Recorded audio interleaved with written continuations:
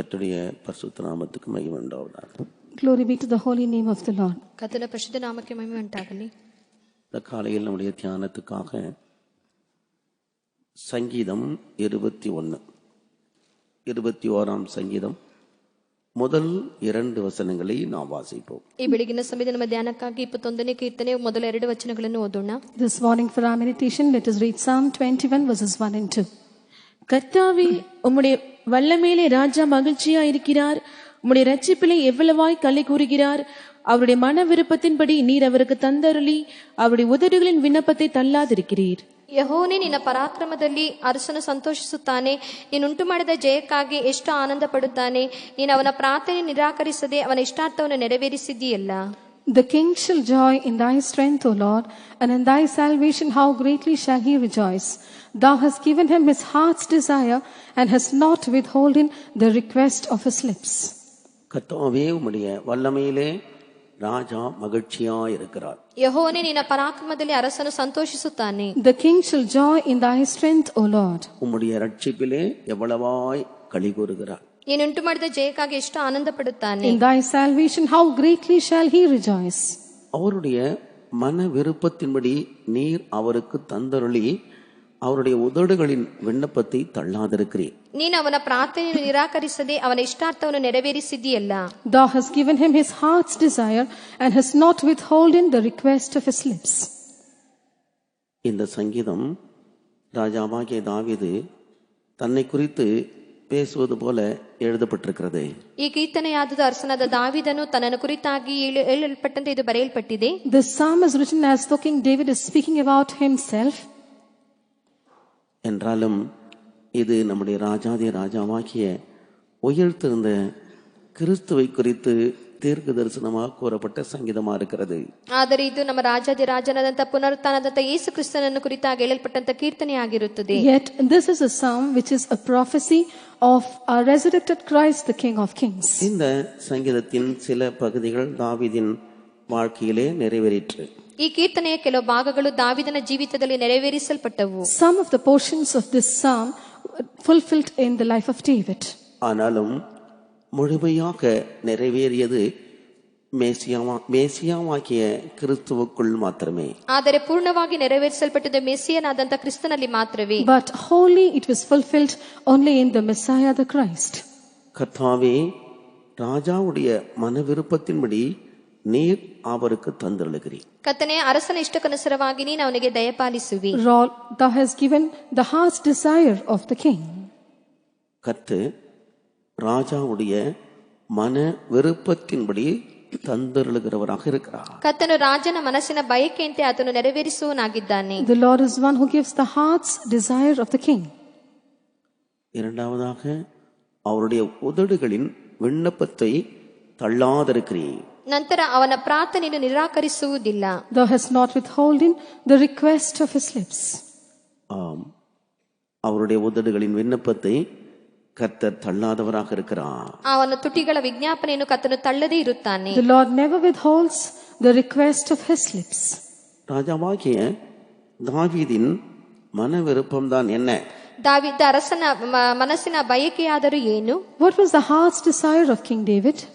இந்த காலையிலே 2 காரியங்களை நான் உங்களுக்கு முன்பாக வைக்க விரும்புகிறேன். ಈ ಬೆಳಗಿನ ಸಮಯದಲ್ಲಿ 2 ಕಾರ್ಯಗಳನ್ನು ನಿಮ್ಮ ಮುಂದಾಗಿಡಲು ನಾನು ಬಯಸುತ್ತೇನೆ. This morning I want to place 2 things before you. ஒன்று 27ஆம் சங்கீதம் 11-12 வசனங்களிலே நாம் வாசிக்கிறோம். ಮೊದಲನೇದಾಗಿ 27ನೇ ಕೀರ್ತನೆ 11-12 ವಚನಗಳಲ್ಲಿ ನಾವು ಓದುತ್ತೇವೆ. Firstly we read in Psalm 27 verses 11 and 12. கர்த்தாவே, உமது வழியை எனக்கு போதித்து என் எதிராளிகள் நிமித்தம் செவ்வையான பாதையில் என்னை நடத்தும். என் சத்துருக்களின் இஷ்டத்துக்கு என்னை ஒப்புக்கூடாதையும். பொய் சாட்சிகளும் ஆக்கிரமித்து சீறுகிறவர்களும் எனக்கு விரோதமாய் எழும்பி இருக்கிறார்கள்.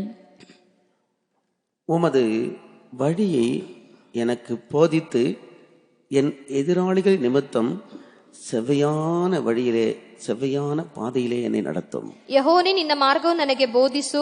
ಹೊಂಚು ಹಾಕಿರುವವರಿಗೆ ಸಿಕ್ಕದ ಹಾಗೆ ನನ್ನನ್ನು ಸಮವಾದ ದಾರಿಯಲ್ಲಿ ನಡೆಸು. Teach me thy way, O Lord, and lead me in a plain path because of mine enemies. என் சத்துருக்களின் இஷ்டத்துக்கு என்னை ஒப்புக்கொடாதேயும். ನನ್ನ ವೈರಿಗಳ ವಶಕ್ಕೆ ನನ್ನನ್ನು ಕೊಡಬೇಡ. Deliver me not over unto the will of mine enemies. தாவீது தன் தேவனிடத்திலே தன்னுடைய தேவையை சொல்லுகிறான். ದಾವಿದನು ತನ್ನ ದೇವರ ಬಳಿ ತನ್ನ ಅಗತ್ಯವನ್ನು ಕುರಿತಾಗಿ ಹೇಳುತ್ತಾನೆ. David is telling his need to his God. தன் இருதயத்தின் விருப்பத்தை தெரியப்படுத்துகிறான். ತನ್ನ ಹೃದಯದ ಬಯಕೆಯನ್ನು ತಿಳಿಸುತ್ತಾನೆ. He makes known his heart's desire. என் சத்துருக்களின் இஷ்டத்துக்கு மாத்திரம் நீர் என்னை ஒப்பு கொடுத்து விடாதேயும். ನನ್ನ ವೈರಿಗಳ ವಶಕ್ಕೆ ನನ್ನನ್ನು ಕೊಡಬೇಡ. Deliver me not over unto the will of mine enemies. உமது வழியை எனக்கு போதித்து என் எதிராளிகள் நிமித்தம் என்னை செவ்வையான பாதையிலே நடத்தும். ನಿನ್ನ ಮಾರ್ಗವು ನನಗೆ ಬೋಧಿಸು, ಹೊಂಚು ಹಾಕೋರಿಗೆ ಸಿಕ್ಕದ ಹಾಗೆ ನನ್ನ ಸಮವಾದ ದಾರಿಯಲ್ಲಿ ನಡೆಸು. Teach me thy way, O Lord, and lead me in a plain path because of mine enemies. தாவீதுக்கு அவனுடைய ராஜ்யத்துக்குள்ளும் ராஜ்யத்துக்கு வெளியேயும் பல சத்துருக்கள் இருந்ததாக வேதம் சொல்லுகிறது. ದಾವಿದನಿಗೆ ಅವನ ರಾಜ್ಯದಲ್ಲಿಯೂ ರಾಜ್ಯದ ಹೊರಗೂ ಅನೇಕ ಶತ್ರುಗಳಿದ್ದದ್ದಾಗಿ ಸತ್ಯವೇದವು ಹೇಳುತ್ತದೆ. The word of God says that David had many enemies within and without his kingdom. Saul நீண்ட காலமாக அவனுக்கு சத்துருவாக இருந்தான். ಸೌಲನು ದೀರ್ಘ ಕಾಲವಾಗಿ ಅವನಿಗೆ ಶತ್ರುವಾಗಿ ಇದ್ದನು. Saul was a long-term adversary to him. சீமேயி அவனுடைய சத்துருவாக இருந்தான். ಶಿಮ್ಮಿಯು ಅವನ ಶತ್ರುವಾಗಿದ್ದನು. Shimei also was his enemy. அவனுடைய சொந்த குடும்பத்திலேயே அதோனியா அவனுக்கு சத்துருவாக இருந்தான். ಅವನ ಸ್ವಂತ ಕುಟುಂಬದಲ್ಲಿಯೇ ಅದೋನಿಯನು ಅವನಿಗೆ ಶತ್ರುವಾಗಿದ್ದನು. In his own family, Adonijah was his enemy. Absalom அவனுக்கு சத்துருவாய் எழும்பினான். ಅಬ್ಷಾಲೋಮನು ಅವನಿಗೆ ಶತ್ರುವಾಗಿದ್ದನು. Absalom was his opponent. Ahithophel அவனுக்கு சத்துருவாய் இருந்தான். ಅಹಿತೋಫೆಲನು ಅವನಿಗೆ ಶತ್ರುವಾಗಿದ್ದನು. Ahithophel was his adversary. தோவேக் என்கிற மந்தையின் மேய்ப்பனும் கூட அவனுக்கு சத்துருவாய் இருந்தான். ತೋವೇಲಿ ನಿಮಿತ್ತ ಕುರಿಯ ಹಿಂಡಿನ ಕುರುಬನು ಸಹ ಅವನಿಗೆ ಶತ್ರುವಾಗಿದ್ದನು. Even the shepherd called Tove was his enemy. யோவாபும் கூட அவனுக்கு அடங்காத ஒரு நபராகவே இருந்தான். ಯೋಬನು ಸಹ ಅವನಿಗೆ ಒಂದು ಅಧೀನವಾಗದಂತ ಒಬ್ಬ ಶತ್ರುವಾಗಿ ಕಾಣಲ್ಪಟ್ಟಿದ್ದನು. Even Joab was a person who was never under his subjection. நான் ராஜாவாக இருந்தாலும் இந்த சிரியாவின் குமாரர் என் பலத்துக்கு மிஞ்சினவர்களாக இருக்கிறாள் என்று சொல்லி யோவாபை குறித்து தாவீது சொல்லுகிறார். ನಾನು ರಾಜನಾಗಿದ್ದರೂ ಸಹ ನನ್ನ ಬಲಕ್ಕೆ ಮೀರಿದವರಾಗಿದ್ದಾರೆ ಎಂಬುದಾಗಿ ಯೋಬನನ್ನು ಕುರಿತಾಗಿ ಹೇಳುತ್ತಾನೆ. Though I am a king, these sons of Zeruiah, they go beyond my strength, is what David speaks about Joab. தாவீத கர்த்தர் ராஜாவாக அபிஷேகம் பண்ணியிருந்தாலும் அவன் ராஜ்யபாரத்தை பெற்றுக்கொள்ள கூடாதபடி சவுல் அவனுக்கு சத்துருவா இருந்தான். ದಾವಿದನು ಅರಸನಾಗಿ ಕಾಣಲ್ಪಟ್ಟಿದ್ದರೂ ಸಹ ಅವನು ರಾಜ್ಯಭಾರವನ್ನು ಹೊಂದಿಕೊಳ್ಳಲಾರದಂತೆ ಸೌಲನು ಅವನಿಗೊಂದು ಶತ್ರುವಾಗಿ ಕಾಣಲ್ಪಟ್ಟಿದ್ದನು. Though the Lord anointed David as king, Saul was an enemy to him, that he could not inherit his kingdom. அதுபோல சீமேயி தாவீது ராஜா என்று அறிந்திருந்தாலும் ஒரு சந்தர்ப்பத்திலே அவனுக்கு தாழ்ச்சி உண்டான பொழுது அவனை தூஷித்தான். ಅದೇ ರೀತಿಯಾಗಿ ದಾವಿದ ಅರಸನಾಗಿದ್ದರೂ ಸಹ ಒಂದು ಸಂದರ್ಭ ಬಂದಂತ ಸಮಯದಲ್ಲಿ ಶಿಮ್ಮಿ ಅವನನ್ನು ದೂಷಿಸುವನಾಗಿ ಕಾಣಲ್ಪಡುತ್ತಾನೆ. Though Shimei knew that David was the king, once when he was lacking and he was in want, he began to curse him. அவனுடைய வீட்டில் இருந்ததான எவ்வளவு சத்துருக்களையும் தாவீது பொறுமையாக ಸಹಿக்கிறವನಾಗವೇ இருந்தான். ಅವನ ಮನೆಯಲ್ಲಿ ಕಾಣಲ್ಪಟ್ಟಂತೆ ಎಲ್ಲಾ ಶತ್ರುಗಳನ್ನು ದಾವಿದನು ಅವನು ಶಾಂತವಾಗಿ ಸಹಿಸುವವನಾಗಿದ್ದನು. David was one who patiently endured all these enemies within his household. அவர்களை தாழ்த்த, அவர்களை கீழ்ப்படுத்த, அவர்களை மேற்கொள்ள தன்னுடைய பட்டயத்தை அவன் உபயோகிக்கவில்லை. ಅವರನ್ನು ಜಯಿಸುವುದಕ್ಕಾಗಿ ಅವರನ್ನು ತಗ್ಗಿಸುವುದಕ್ಕಾಗಿ ಅವನು ತನ್ನ ಕತ್ತಿಯನ್ನು ಉಪಯೋಗಿಸಲಿಲ್ಲ. He never used his sword to humiliate them, to subject them or to prevail over them. Saul பொல்லாத ஆவியினாலே பிடிக்கப்பட்டவனாக தாவீதை கொல்லும்படியாய் துரத்துகிற வேளையில் எல்லாம் சவுலுக்கு எந்த தீமை செய்யாதபடி தாவீது விலகி ಓಡಿಕೊಂಡಿರುತ್ತಾನೆ. ಸೌಲನು ದುಷ್ಟ ಆತ್ಮದಿಂದ ತುಂಬಿದವನಾಗಿ ಅವನನ್ನು ಕೊಲ್ಲುವುದಕ್ಕಾಗಿ ಓಡಿಸುವಂತ ಸಮಯದಲ್ಲೂ ಸಹ ಅವನಿಗೆ ಯಾವ ಒಂದು ಕೇಡನ್ನು ಮಾಡದವನಾಗಿ ದಾವೀದನು ಕಾಣಲ್ಪಟ್ಟಿದ್ದನು. Every time Saul followed him, being troubled with the evil spirit in order to kill him, David went away without doing any harm to him. ஒரு சந்தர்ப்பத்திலே சவுல் தாவீதின் கையிலே ஒப்பு கொடுக்கப்பட்ட வேளையிலே அவனுடைய சால்வையின் தொங்கலை மாத்திரம் அறுத்து கொண்டான். ಒಂದು ಸಾರಿ ಸೌಲನು ದಾವೀದನ ಕೈಯಲ್ಲಿ ಸಿಕ್ಕಿಕೊಂಡಂತ ಸಮಯದಲ್ಲಿ ಅವನ ನಿಲುವಂಗಿಯ ಮೂಲೆಯನ್ನು ಮಾತ್ರ ಅವನು ಕತ್ತರಿಸಿ ತೆಗೆದುಕೊಳ್ಳುತ್ತಾನೆ. In one occasion when Saul was handed over to David, he only cut the hanging of his garment. உடனிருந்த அவனுடைய சேவகரிடம் சொல்லுகிறான், இதுதான் சவுலை கர்த்தருக்கு ஒப்பு கொடுத்த சந்தர்ப்பம் என்று சொல்லுகிறான். ಜೊತೆಯಲ್ಲಿದ್ದಂತ ಸೇವಕರು ಹೇಳುತ್ತಾರೆ, ಇದೇ ಸೌಲು ನಿನ್ನ ಕೈಯಲ್ಲಿ ಒಪ್ಪಿಸಿಕೊಡುವಂತ ಒಳ್ಳೆ ಸಂದರ್ಭ ಎಂಬುದಾಗಿ. The servant along with him said, this is a right occasion when God has entrusted Saul into your hands. என்றாலும் தாவீது சவுலின் மேல் கை போடவில்லை. ಆದರೆ ಸಹ ದಾವೀದನು ಸೌಲ ಮೇಲೆ ಕೈಯನ್ನು ಹಾಕಲಿಲ್ಲ. Yet David did not lay his hand on Saul. கர்த்தரால் அபிஷேகம் பண்ணப்பட்டவர் மேல் கைகளை போட்டு குற்றமில்லாமல் இருப்பவன் யார் என்று கேட்டான். ಅಭಿಷಕ್ತನಾದ ಮಕ್ಕಳ ಮೇಲೆ ಕೈಯನ್ನು ಹಾಕಿ ದೋಷವಿಲ್ಲದೆ ಇರುವವನು ಯಾರೆಂಬುದಾಗಿ ಅವನು ಕೇಳುತ್ತಾನೆ. He says, laying hand upon the anointed, who can go without wrong? ஒரு தீமையும் செய்யாமல் அவன் வஸ்திரத்தின் தொங்கலை அறுத்து கொண்ட வேளையிலே அப்பொழுது கூட அவனுடைய இறுதி அவனுக்குள் அடித்து கொண்டது. ಯಾವ ಒಂದು ಕೇಡನ್ನು ಮಾಡದಂತೆ ಅವನ ನಿಲುವಂಗಿ ವಸ್ತ್ರದ ಮೂಲೆಯನ್ನು ಕತ್ತರಿಸಿಕೊಂಡಾಗ ಸಹ ಅವನ ಹೃದಯವಾದದನ್ನು ಚುಚ್ಚುವಂತದಾಗಿ ಕಾಣಲ್ಪಟ್ಟಿತ್ತು. Without doing any harm to him, when he merely cut the hanging of his robe, yet his heart was smiting within himself. சவுலுக்கு எந்த தீமையும் செய்யாமல் தாவீது விலகி ஓடிக்கொண்டிருந்தான். ಸೌಲನಿಗೆ ಯಾವ ಕೇಡನ್ನು ಮಾಡದೆ ದಾವೀದನು ತಪ್ಪಿಸಿಕೊಂಡು ಹೋಗುತ್ತಾನೆ. David kept running without doing any harm to Saul. சீமையை தூஷித்த வேளையிலே அபிசாய் சொல்லுகிறான், இந்த செத்த நாய் எம்மாத்திரம் ಇವனை ஒரே வெட்டாய் வெட்டி போடுவோம் என்று சொல்லுகிறான். ಶಿಮಿಯು ದೂಷಿಸಿದಾಗ ಅಭಿಷೇಕ ಹೇಳುತ್ತಾನೆ, ಈ ಸತ್ತ ನಾಯಂತಿರೋನು ಎಷ್ಟು ಮಾತ್ರದವನು, ಇವನನ್ನು ಒಂದೇ ಸಾರಿ ಕೊಂದು ಹಾಕೋಣ ಎಂಬುದಾಗಿ. When Shimei cursed him, Abishai said, who is this dead dog? Just slay him at once. செருயாவின் குமாரரே, உங்களுக்கு எனக்கு என்ன? ಜಬೆಯ ಮಕ್ಕಳೇ, ನಿಮಗೂ ನಮಗೂ ಏನು? O sons of Zeruiah, what is betwixt you and me? தாவீதை தூஷிக்க வேண்டும் என்று சொல்லி கர்த்தர் சீமையை அனுப்பியிருக்கிறார் என்று சொல்லுகிறார். ದಾವೀದನನ್ನು ದೂಷಿಸಬೇಕೆಂಬುದಾಗಿ ಕರ್ತನು ಶಿಮಿಯನ್ನು ಕಳುಹಿಸಿರುತ್ತಾನೆ ಎಂಬುದಾಗಿ ಹೇಳುತ್ತಾನೆ. He says the Lord has sent Shimei to curse David. சீமையை தூஷித்தாலும் சீமையை தாவீதை தூஷிக்க வேண்டும் என்று கர்த்தர் அனுப்பியிருக்கிறார் என்று சொல்லுகிறார். ಶಿಮಿಯು ದಾವೀದನನ್ನು ದೂಷಿಸಿದರೂ ಸಹ ಕರ್ತನೇ ದಾವೀದನನ್ನು ದೂಷಿಸಬೇಕೆಂಬುದಾಗಿ ಶಿಮಿಯನ್ನು ಕರ್ತನು ಕಳುಹಿಸಿದ್ದನೆಂಬುದಾಗಿ ಅವನು ಹೇಳುತ್ತಾನೆ. Though Shimei blasphemed against David, he says the Lord has sent him in order to curse him. அந்த இடத்திலும் கூட அவன் தன்னை தாழ்த்தவும் தன்னுடைய வழிகளை சரிப்படுத்தி தேவனை துக்கப்படுத்தி ஜீவித்த காரியத்துக்காக மனஸ்தாபத்தோடு அவன் தன்னை சுத்திகரித்துக் கொள்கிறான். ಆ ಸ್ಥಳದಲ್ಲಿ ಸಹ ಅವನು ತಗ್ಗಿಸಿಕೊಂಡವನಾಗಿ ಕರ್ತನ ದುಃಖಪಡಿಸಿದಂತ ಕಾರ್ಯಗಳಿಗಾಗಿ ತನ್ನ ಮಾರ್ಗವನ್ನು ಅವನು ಸರಿಪಡಿಸಿಕೊಂಡವನಾಗಿ ತನ್ನನ್ನೇ ಶುದ್ಧೀಕರಿಸಿಕೊಳ್ಳುವವನಾಗಿ ಕಾಣಲ್ಪಡುತ್ತಾನೆ. Even at that point of time he humbled himself, he reformed his ways and he repented for the ways that have grieved God and he sanctified himself.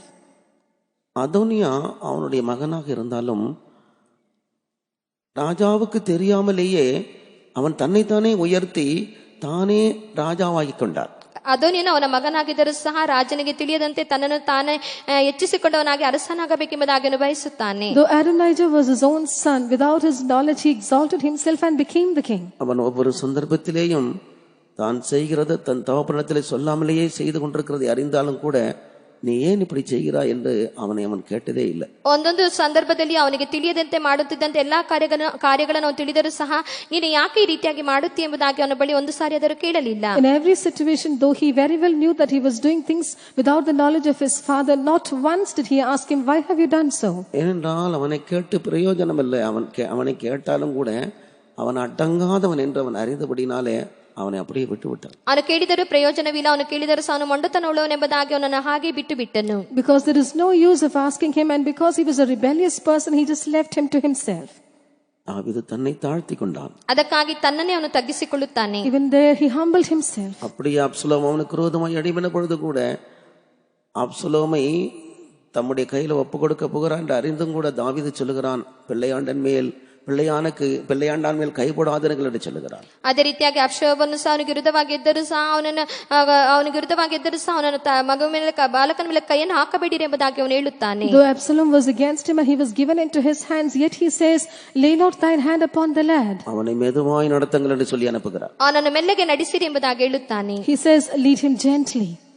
அவனுக்கு நல்ல ஆலோசனைக்காரனாக இருந்ததானே அகிதோப்பேல் கூட அவனுக்கு எதிராய் மாறிவிட்டார். ಅವನಿಗೆ ಆಲೋಚನೆಗಾರನಂತ ಅಹಿತೋಫಲನು ಸಹ ಅವನಿಗೆ ವಿರುದ್ಧವಾಗಿ ಹೇಳುತ್ತಾನೆ. Even his good counselor Ahithophel rose against him. சவுலுடைய கைகளுக்கு தப்பி ஓடுகிற வேளையிலே சவுலின் மந்தையின் மேய்ப்பனாகிய தோவே அங்கே ஆசாரியனோடு தாவீது பேசிக் கொண்டிருந்ததை கண்டு தவறான காரியத்தை ஆசாரியரை குறித்து சவுலிடத்தில் சொல்லிவிட்டான். ಅಹಿತೋಫಲನು ಹೋಗುವಂತ ಸಮಯದಲ್ಲಿ ಅವನು ಮಾತಾಡುವಂತ ಕಾರ್ಯವನ್ನು ಕುರಿತಾಗಿ ಅವನು ರಾಜನ ಬಳಿ ಅವನು ತಿಳಿಸುವನಾಗಿ ಕಾಣಲ್ಪಡುತ್ತಾನೆ. When he was running away from that place regarding Ahithophel, this Doeg the shepherd, who when he saw him there, he spoke something wrong about him to the priest.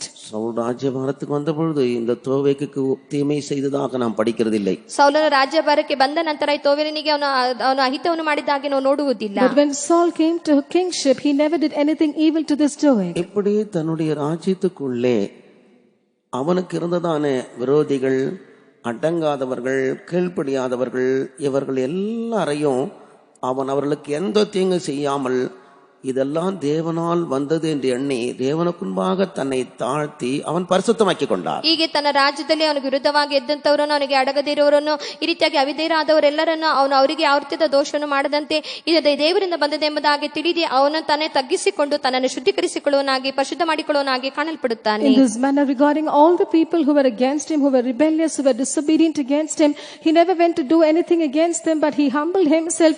He said, "It has all come from the Lord." He repented and he sanctified his own self. ஆனால் அதே வேளையிலே அவனுடைய ராஜ்யத்துக்கு வெளியிலே அவனுக்கு சத்துருக்கள் இருந்தார்கள். ಅದೇ ಸಮಯದಲ್ಲಿ ಅವನ ರಾಜ್ಯದ ಹೊರಗೆ ಅವನಿಗೆ ಶತ್ರುಗಳು ಇದ್ದರು. At the same time, there were enemies outside his kingdom against him. அதை குறித்து 83ஆம் சங்கீதம் 5, 6, 7 வசனங்களிலே நாம் வாசிக்கிறோம். ಅದನ್ನು ಕುರಿತಾಗಿ 83ನೇ ಕೀರ್ತನೆ 5, 6, 7 ವಚನಗಳಲ್ಲಿ ನಾವು ಓದುತ್ತೇವೆ. About this we read in Psalm 83 verses 5, 6 and 7.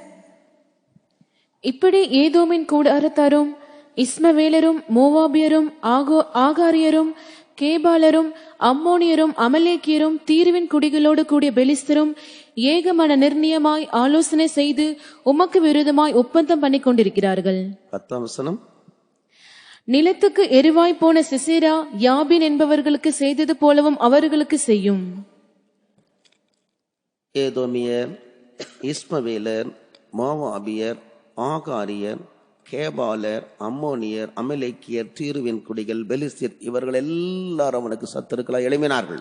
ಏದೋಮ್ಯರು, ಇಷ್ಮಾಯೇಲರು, ಮೋವಾಬ್ಯರು, ಹಗ್ರಿಯರು, ಗೇಬಾಲ್ಯರು, ಅಮೋನಿಯರು, ಅಮಲೇಕ್ಯರು, ಫಿಲಿಸ್ಟಿಯರು, ತೂರ್ ಸಂಸ್ಥಾನದವರು ಇವರೆಲ್ಲರೂ ಅವನಿಗೆ ಶತ್ರುಗಳಾಗಿ ಏಳುತ್ತಾರೆ. The Edomites, the Ishmaelites, the Moabites, the Hagarenes, the Jebalites, Ammonites, Amalekites, the Philistines and the inhabitants of Tyre all rose up to be his enemies.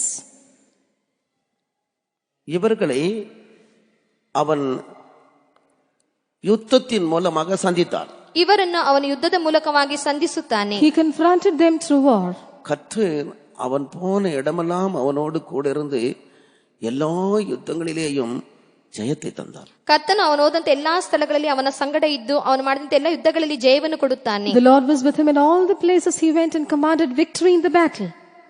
தாவீதை குறித்து அகிதோப்பேல் சொல்கிறான், உன்னுடைய தகப்பன் அப்சலோமிடத்தில் சொல்கிறான், உன்னுடைய தகப்பன் ஒரு யுத்த வீரன் என்று சொல்கிறார். ಅಹಿತೋಫೆಲನು ಹೇಳುವಂತ ಸಮಯದಲ್ಲಿ ನಿನ್ನ ತಂದೆಯೊಬ್ಬ ಯುದ್ಧ ವೀರನೆಂಬುದಾಗಿ ಅಬ್ಷಾಲೋಮನ ಬಳಿ ಹೇಳುವುದನ್ನು ಕುರಿತಾಗಿ ನಾವು ಓದುತ್ತೇವೆ. About David, Ahithophel tells Absalom, "Your father is a warrior." அவன் தனிமையாக முழு இஸ்ரவேலரையும் பயமுறுத்திய அந்த கோலியாத்தை தனிமையாக போய் அவனை மேற்கொண்டான், அவனை அடித்து கொன்று போட்டான். ಅವನು ಒಬ್ಬಂಟಿಗನಾಗಿ ಇಡೀ ಇಸ್ರಾಯೇಲನ್ನು ಎದುರಿಸಿದಂತ ಗೊಲ್ಯಾತನನ್ನು ಅವನೊಂದಿಗೆ ಯುದ್ಧ ಮಾಡಿ ಅವನನ್ನು ಕೊಂದು ಹಾಕುತ್ತಾನೆ. He went alone and prevailed over and slew and destroyed that Goliath who threatened the whole of Israel as a single man. கர்த்தர் அவனோடு இருந்தார். ಕರ್ತನು ಅವನ ಸಂಗಡ ಇದ್ದನು. The Lord was with him. அவன் ஒரு யுத்த வீரனாய் இருந்தான். ಅವನೊಬ್ಬ ಯುದ್ಧ ವೀರನಾಗಿದ್ದನು. He was a soldier. அவன் செய்த எல்லா யுத்தங்களிலும் கர்த்தர் ஜெயம் தந்தார். ಅವನು ಮಾಡಿದಂತ ಎಲ್ಲಾ ಯುದ್ಧಗಳಲ್ಲಿ ಕರ್ತನು ಜಯವನ್ನು ಕೊಟ್ಟನು. The Lord gave him a victory in all his battles. அவ்வளவு பெரிய யுத்த வீரன் தான் தன்னுடைய சொந்த தேசத்திலே, தன்னுடைய சொந்த குடும்பத்திலே அவனுக்கு விரோதமாக அடங்காதவர்களும் கீழ்ப்படியாதவர்களும் தூஷிக்கிறவர்களும் அவனுக்கு எதிராய் செயல்பட்டவர்களும் இருந்ததை கண்டும் கூட அவர்களுக்கு தீமை செய்யாமல் பொறுமையாக ಸಹಿತು கொண்டார். ಅವನೊಬ್ಬ ಯುದ್ಧ ವೀರನಾಗಿದ್ದನು, ಆದರೂ ಸಹ ಅವನ ದೇಶದಲ್ಲಿಯೇ ಅವನ ಕುಟುಂಬದಲ್ಲಿಯೇ ಅವನಿಗೆ ವಿರುದ್ಧವಾಗಿದ್ದಂತವ್ರಿಗೆ ಅಧೀನರಾಗದವರು, ಅವಿಧೇಯರಾಗಿದ್ದರು, ದೂಷಿಸುವವರಾಗಿದ್ದರು ಸಹ ಅವರಿಗೆ ಯಾವ ಕೇಡನ್ನು ಮಾಡದೆ ಅವನು ತನ್ನನ್ನೇ ಸಹಿಸಿಕೊಳ್ಳುವನಾಗಿ ಅವನು ಕಾಣಲ್ಪಟ್ಟಿದ್ದನು. He was indeed a soldier, but in his own house, when he found people who hated him, who were rebellious, who were incontinent, who were disobedient, and who were his opponents and adversaries, he never did any evil against them, but he patiently endured them. நம்முடைய சொந்த வாழ்க்கையிலும் கூட இப்படி இரண்டு விதமான சத்துருக்கள் இருக்கிறார்கள். ನಮ್ಮ ಸ್ವಂತ ಜೀವಿತದಲ್ಲೂ ಸಹ ಈ ರೀತಿಯಾದ ಇಬ್ಬರು ಶತ್ರುಗಳು ಕಾಣಲ್ಪಡುತ್ತಾರೆ. Even in our own lives we have two kinds of enemies like this. ஒன்று ஆவிக்குரிய ஜனங்களுக்கு ಮನುಷ್ಯರ ಮಧ್ಯದಿಂದ எழும்புகிறதான சத்துருக்கள். ಒಂದು ಆತ್ಮಿಕ ಜನರಿಗೆ ಮನುಷ್ಯರ ಮೂಲಕವಾಗಿ ಎದ್ದೇಳುವಂತ ಶತ್ರುಗಳು. One, enemies amidst men who rise up against spiritual people. அது தாவீதுக்கு தன்னுடைய சொந்த தேசத்திலே இருந்த சத்துருக்களை போல. ಇದು ದಾವಿದನಿಗೆ ತನ್ನ ಸ್ವಂತ ದೇಶದಲ್ಲಿಯೇ ಇದ್ದ ಶತ್ರುಗಳಂತೆ. Like the enemies David had in his own country. வீட்டாரோ சபையாரோ மட்டுமல்ல, மற்றபடி இந்த உலகத்தில் இருக்கிற எந்த மனுஷரானாலும் தேவனுடைய சாயலாய் சிருஷ்டிக்கப்பட்டிருக்கிறார். ಮನೆಯವರು ಅಥವಾ ಸಭೆಯವರು ಮಾತ್ರವಲ್ಲ, ಈ ಲೋಕದಲ್ಲಿರುವಂತಹ ಪ್ರತಿಯೊಬ್ಬರು ಕರ್ತನ ಸಾರೂಪ್ಯವಾಗಿ ಸೃಷ್ಟಿಸಲ್ಪಟ್ಟಂತ ಮನುಷ್ಯರಾಗಿರುತ್ತಾರೆ. Not only people at home or in the church, every person in this world is created in the image and likeness of God. வேதவசனம் சொல்லுகிறது, அவர்கள் சபித்தாலும் நீங்கள் அவர்களை ஆசீர்வதியுங்கள். ವೇದ ವಾಕ್ಯ ಹೇಳುತ್ತದೆ, ಅವರು ನಿಮ್ಮನ್ನು ಶಪಿಸಿದರೂ ನೀವು ಅವರನ್ನು ಆಶೀರ್ವದಿಸಿರಿ. The word of God says, even if they curse you, you bless them. உங்களுடைய சத்துருக்களை ನಿಮ್ಮ ವೈರಿಗಳನ್ನು ಪ್ರೀತಿಸಿರಿ. Love your enemies. துன்பப்படுத்துவர்களுக்காக ஜெபம் பண்ணுங்கள். ನಿಮ್ಮನ್ನು ಹಿಂಸೆ ಪಡಿಸುವವರಿಗಾಗಿ ಪ್ರಾರ್ಥಿಸಿರಿ. Pray for them that persecute you. இப்படி சொந்த தேசத்தில் இருந்த ஜனங்கள் அவனுக்கு விரோதமாக, சொந்த குடும்பத்தில் இருந்த ஜனங்கள் தாவீதுக்கு விரோதமாக எழும்பின பொழுது அவர்களுக்கு எந்த தீங்கையும் அவன் செய்யவில்லை. ಈ ರೀತಿಯಾಗಿ ಅವನ ಸ್ವಂತ ದೇಶದಲ್ಲಿ, ಸ್ವಂತ ಕುಟುಂಬದಲ್ಲಿ ಅವನ ವಿರುದ್ಧವಾಗಿ ಶತ್ರುಗಳಿದ್ದಂತ ಸಮಯದಲ್ಲಿ ಅವನು ಅವರಿಗೆ ಯಾವ ರೀತಿಯ ಕೇಡನ್ನು ಮಾಡಲಿಲ್ಲ. In this manner, when enemies rose from his own land, from his own family, he never did anything evil against them. ஆவிக்குரிய ஜனங்களாகிய நமக்கும் கூட எந்த ஒரு நபரோடும் எந்த விதமான போராட்டம் இருக்கக்கூடாது. ಆತ್ಮಿಕ ಜನರಂತ ನಮಗೆ ಯಾವ ರೀತಿಯ ಮನುಷ್ಯರೊಂದಿಗೆ ಯಾವ ರೀತಿಯ ಹೋರಾಟಗಳು ಇರಬಾರದು. Even we the spiritual people should not have any conflict with any person. எபேசியர் 6ஆம் அதிகாரம் 12வது வசனத்திலே நாம் படிக்கிறோம். ಎಫೆಸ 6ನೇ ಅಧ್ಯಾಯ 12ನೇ ವಚನದಲ್ಲಿ ನಾವು ಓದುತ್ತೇವೆ. In Ephesians chapter 6 verse 12 we read, ஏனெனில் மாம்சத்தோடும் இரத்தத்தோடும் அல்ல, துரைத்தனங்களோடும் அதிகாரங்களோடும் இப்பிரபஞ்சத்தின் அந்தகார லோகாதிபதிகளோடும் வான மண்டலங்களில் பொல்லாத ஆவிகளின் சேனைகளோடும் நமக்கு போராட்டம் உண்டு. மாம்சத்தோடும் ரத்தத்தோடும் நமக்கு போராட்டம் இல்லை. ನಮಗೆ ಮಾಂಸ ರಕ್ತದೊಂದಿಗೆ ನಮಗೆ ಹೋರಾಟವಿಲ್ಲ. We wrestle not against flesh and blood. இதுதான் தாவீதின் சொந்த தேசத்திலும் சொந்த குடும்பத்திலும் இருந்ததான சத்துருக்கள். ಇದೇ ದಾವಿದನಿಗೆ ಸ್ವಂತ ದೇಶದಲ್ಲಿಯೂ ಸ್ವಂತ ಕುಟುಂಬದಲ್ಲಿ ಇದ್ದಂತ ಶತ್ರುಗಳು. They are the enemies David had in his own country and in his own house. நமக்கும் எந்த ஒரு நபரும், மாம்சமும் ரத்தமும் என்று சொல்வது மனுஷரை காட்டுகிறது, அவர்களோடு நமக்கு போராட்டம் இருக்கக்கூடாது. ಮಾಂಸವು ರಕ್ತವೆಂದು ಹೇಳುವಾಗ ಮನುಷ್ಯರನ್ನು ತೋರಿಸುತ್ತದೆ, ಅವರೊಂದಿಗೆ ನಮಗೆ ಯಾವ ಹೋರಾಟವಿರಬಾರದು. Flesh and blood shows a human being. We should not have any strife against them. அவர்கள் நமக்கு விரோதமாய் எழும்பலாம், காரியங்களை செய்யலாம். ಅವರು ನಮಗೆ ವಿರುದ್ಧವಾಗಿ ಹೇಳಬಹುದು, ಕಾರ್ಯಗಳನ್ನು ಮಾಡಬಹುದು. They may rise against us and do things against us. ஆனால் நம்முடைய போராட்டம் மனுஷரோடு அல்ல. ಆದರೆ ನಮ್ಮ ಹೋರಾಟವಾದುದು ಮನುಷ್ಯರ ಸಂಗಡ ಅಲ್ಲ. But our conflict is not with men. தாவீதின் போராட்டம் தன்னுடைய சொந்த தேசத்தாரோடோ சொந்த குடும்பத்தாரோடோ அல்ல. ದಾವಿದನ ಹೋರಾಟವಾದುದು ತನ್ನ ಸ್ವಂತ ದೇಶದವರೊಂದಿಗೋ ಸ್ವಂತ ಕುಟುಂಬದವರಿಗೋ ಅದರೊಂದಿಗೋ ಅಲ್ಲ. The conflict of David was not with his own countrymen or family members. ஆனாலும் தாவீது நல்ல ஒரு யுத்த வீரன். அவனுக்கு போராட்டங்கள் இருந்தது, யுத்தம் இருந்தது. அது வெளியிலே இருக்கிற நபர்களோடு இருந்தது.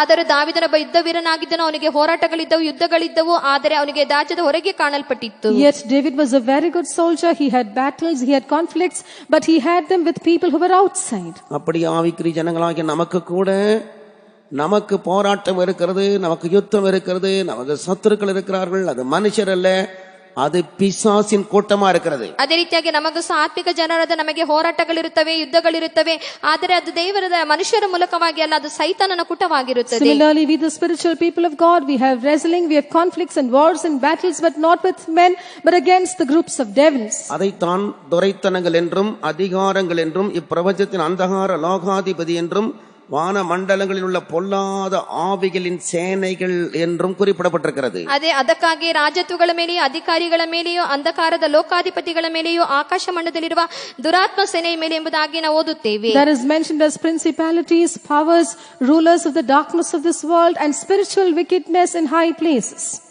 அருமையானவர்களே, தாவீது தேவனுடைய இருதயத்துக்கு ஏற்ற மனுஷன் என்ற சாட்சி உடையவன் என்று நாம் அறிந்திருக்கிறோம். ಪ್ರಿಯವಾದವರೇ, ದಾವೀದನು ದೇವರಿಗೆ ಮೆಚ್ಚುಗೆಯಾದಂತ ಮನುಷ್ಯನೆಂಬುದಾಗಿ ಸಾಕ್ಷಿಯುಳ್ಳವನೆಂಬುದಾಗಿ ನಾವು ತಿಳಿದಿರುತ್ತೇವೆ. Beloved, we know that David had a testimony that he was a man after God's own heart. எனக்கு சித்தமானது எல்லாம் அவன் செய்வான் என்று கர்த்தரே அவனை குறித்து சாட்சி கொடுத்திருக்கிறார். ನನಗೆ ಚಿತ್ತವಾದುದೆಲ್ಲವನ್ನೂ ಅವನು ಮಾಡುತ್ತಾನೆಂಬುದಾಗಿ ದೇವರೇ ಅವನನ್ನು ಕುರಿತಾಗಿ ಸಾಕ್ಷಿ ಕೊಟ್ಟಿರುತ್ತಾನೆ. The Lord himself testified about him, saying, he will do all my will.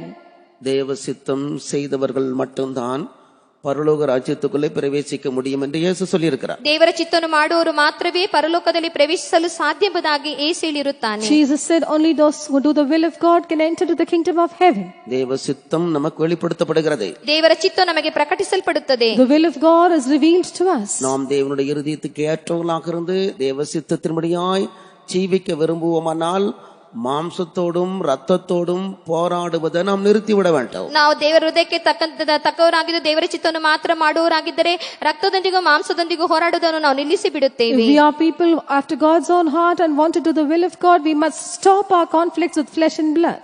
எந்த ஒரு நபரோடும் சண்டை சச்சரவு பண்றது, மற்றபடி சமாதானத்துக்கு விரோதமாய் பேசுவது, இவைகளை நாம் விட்டுவிட வேண்டும். ಯಾವ ಮನುಷ್ಯರೊಂದಿಗೂ ನಾವು ಜಗಳವಾಡುವುದು, ಸಮಾಧಾನಕ್ಕೆ ವಿರುದ್ಧವಾದ ಕಾರ್ಯಗಳನ್ನು ಮಾಡುವುದು, ಇಂತಹ ಕಾರ್ಯಗಳನ್ನು ನಾವು ಬಿಟ್ಟು ಬಿಡಬೇಕು. We need to abstain from fighting and quarreling and doing things against peace from any person. ஆனால் அவர்கள் நமக்கு விரோதமாய் செய்யக்கூடும். ಆದರೆ ಅವರು ನಮಗೆ ವಿರೋಧವಾಗಿ ಮಾಡಬಹುದು. But they might do things against us. ஆனால் நாம் அப்படி செய்யக்கூடாது, செய்ய முடியாது. ಆದರೆ ನಾವು ಆ ರೀತಿಯಾಗಿ ಮಾಡಬಾರದು, ಮಾಡಲು ಸಾಧ್ಯವಿಲ್ಲ. We should not do it and we cannot do it. இப்படி வேத வசனங்களை சத்தியத்தை அறிந்து கொண்டதான ஜனங்கள் தேவனுடைய இருதயத்துக்கு ஏற்றவர்களாக ஜீவிக்க விரும்ப வேண்டும். ಈ ರೀತಿಯಾಗಿ ವೇದ ವಾಕ್ಯಗಳನ್ನು ತಿಳಿದವರು, ದೇವರ ಸತ್ಯವನ್ನು ತಿಳಿದವರು ದೇವರ ಹೃದಯಕ್ಕೆ ತಕ್ಕಂತೆ ಜೀವಿಸುವುದಕ್ಕಾಗಿ ಬಯಸಬೇಕು. In this manner, people who know the word of God must have a desire to live according to that word after his own heart. வாக்குவாதம் பண்ணுவது, வழக்காடுவது, இவைகளெல்லாம் ನಮ್ಮ மத்தியில் இருக்கக்கூடாது. ವಾಗ್ವಾದ ಮಾಡುವುದು, ಜಗಳವಾಡುವುದು, ಇಂತಹ ಕಾರ್ಯಗಳು ನಮ್ಮ ಮಧ್ಯದಲ್ಲಿ ಇರಬಾರದು. Pleading for causes and controversies must never be in our midst. வாக்குவாதம் பண்ணுகிறவர்கள் இருப்பார்கள், வழக்காட இருக்கிறவர்கள் இருப்பார்கள், நாம் விலகி போக வேண்டும். ವಾಗ್ವಾದ ಮಾಡುವವರು ಇರುತ್ತಾರೆ, ವ್ಯಾಜ್ಯವಾಡುವವರು ಇರುತ್ತಾರೆ, ಅವರಿಂದ ನಾವು ಬಿಟ್ಟು ದೂರವಾಗಿ ಹೋಗಬೇಕು. There may be people who have debates and controversies, but we need to go away from them. அவர்கள் ஒருவேளை உங்களை அற்பமா எண்ணலாம், ஒருவேளை உங்களை இழிவாக எண்ணலாம். ಒಂದು ವೇಳೆ ಅವರು ನಿಮ್ಮನ್ನು ಅಲ್ಪವಾಗಿ ಎಣಿಸಬಹುದು, ಹೀನವಾಗಿ ಎಣಿಸಬಹುದು. Perhaps they may despise you or even belittle you. ஒரு நாள் ஒரு பாஸ்டர் இப்படி ஒரு உதாரணம் சொன்னார். ಒಂದು ಸಾರಿ ಒಬ್ಬ ಪಾಲಕರು ಈ ರೀತಿಯಾಗಿ ಒಂದು ಉದಾಹರಣೆಯನ್ನು ನೀಡಿದರು. One day a pastor cited such an example. உதாரணத்துக்கு இப்படி சொல்றார், எக்ஸாம்பிளா சொல்றார். ಉದಾಹರಣೆಯಾಗಿ ಹೇಳುತ್ತಾರೆ. Just for an example, he said. ஒரு யானை குளிப்பதற்காக ஒரு குளத்துக்குள்ள இறங்கிட்டு. ಒಂದು ಆನೆಯಾದದ್ದು ಸ್ನಾನ ಮಾಡುವುದಕ್ಕಾಗಿ ಒಂದು ಕೊಳಕ್ಕೆ ಹೋಯಿತು. An elephant got into a pond to bathe. ಅದು ಕುಳಿತು விட்டு கரையேறி வருகிற வேளையில ಅದು ಸ್ನಾನವನ್ನು ಮಾಡಿ ದಡವನ್ನು ಹತ್ತಿ ಬರುವಂತ ಸಮಯದಲ್ಲಿ, after its bath, when it was coming out, சகதியிலே புரண்டு மிகவும் நாற்றமுள்ள ஒரு பன்றி அதுக்கு எதிராக வந்தது. ಕೂಡಲೇ ಅದಕ್ಕೆ ಹೆಸರಿನಲ್ಲಿ ಉರುಳಿ ಕಾಣಲ್ಪಟ್ಟಂತ ಒಂದು ಹಂದಿ ಅದು ಎದುರಾಗಿ ಬಂದಿತ್ತು. A swine which had wallowed in the mire and was stinking came against it.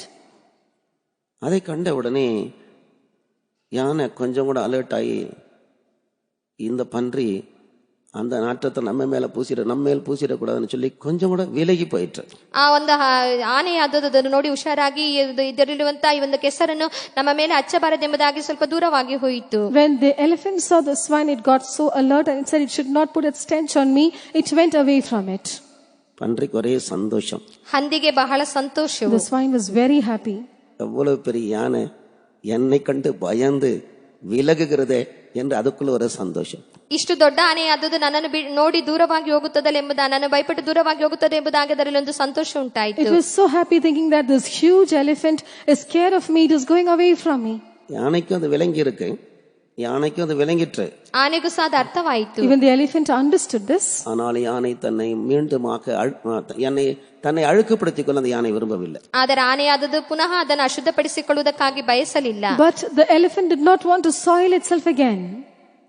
இந்த உதாரணம் உங்களுக்கு இந்த சத்தியத்தை விளங்க பண்ணும் என்று நான் நினைக்கிறேன். ಈ ಒಂದು ಉದಾಹರಣೆಯಾದಲ್ಲಿ ಸತ್ಯವನ್ನು ನಿಮಗೆ ತಿಳಿಸಿಕೊಟ್ಟಿರುತ್ತದೆ ಎಂಬುದಾಗಿ ನಾನು ಯೋಚಿಸುತ್ತೇನೆ. I think this example would have made you understand this truth. நம்மை தீட்டுப்படுத்திக் கொள்ளாதபடி நாம் விலகி போகும் பொழுது மற்றவர்களை அற்பமாய் எண்ணலாம், இழிவாக எண்ணக்கூடும். ஆனாலும் விலகத்தான் வேண்டும், அமைதலாக போகத்தான் வேண்டும். ನಾವು ಅಶುದ್ಧಪಡಿಸಿಕೊಳ್ಳಲಾರದೆ ದೂರವಾಗಿ ಹೋಗುವಂತ ಸಮಯದಲ್ಲಿ ಇತರರು ನಮ್ಮನ್ನು ಅಲ್ಪವಾಗಿ ಹೀನವಾಗಿ ಎಣಿಸಬಹುದು.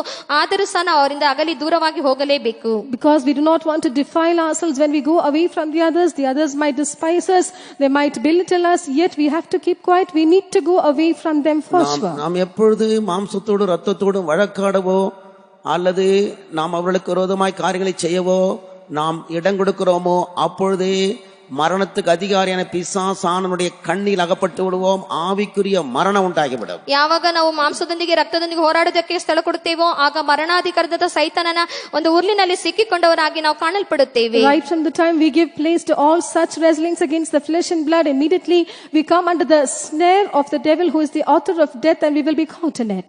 நாம் பெற்றிருக்கிற ரட்சிப்பு விலை மதிக்க முடியாத ஒன்று. அந்த ரட்சிப்பை நாம் காத்துக்கொள்ள வேண்டும். ನಮಗೆ ಕೊಡಲ್ಪಟ್ಟ ರಕ್ಷಣೆಯಾದದ್ದು ಬೆಲೆಯನ್ನು ಕೊಡಲಾರದ್ದು ರಕ್ಷಣೆ ಆಗಿರುತ್ತದೆ. ಅದನ್ನು ನಾವು ಕಾಪಾಡಿಕೊಳ್ಳಬೇಕು. The salvation that we have acquired is a priceless one, and we need to preserve it. அப்படியானால் இவர்கள் மத்தியிலே நாம் எப்படி சமாதானமா இருக்க முடியும்? ಹಾಗಾದರೆ ಇಂಥವರ ಮಧ್ಯದಲ್ಲಿ ನಾವು ಯಾವ ರೀತಿಯಾಗಿ ಸಮಾಧಾನವಾಗಿರಲು ಸಾಧ್ಯ? If that be so, how can we be peaceful amidst them? யுத்தம் செய்யாமல் அவர்களோடு வழக்காடாமல் எவ்விதத்திலே நாம் அவர்கள் மத்தியிலே சமாதானமா இருக்க முடியும்? ಯುದ್ಧ ಮಾಡದಂತೆ ಜಗಳವಾಡದಂತೆ ಯಾವ ರೀತಿಯಾಗಿ ಅವರ ಮಧ್ಯದಲ್ಲಿ ನಾವು ಸಮಾಧಾನವಾಗಿರಲು ಸಾಧ್ಯವಾಗುತ್ತದೆ? Without fighting, without pleading our cause, how can we be peaceful and silent amidst them? ஒபதியா புஸ்தகத்திலே 18ஆம் வசனத்தை நாம் வாசிக்கும் பொழுது, ಓಬದ್ಯ 18ನೇ ವಚನದಲ್ಲಿ ನಾವು ಓದುವಾಗ, when we read Obadiah verse 18,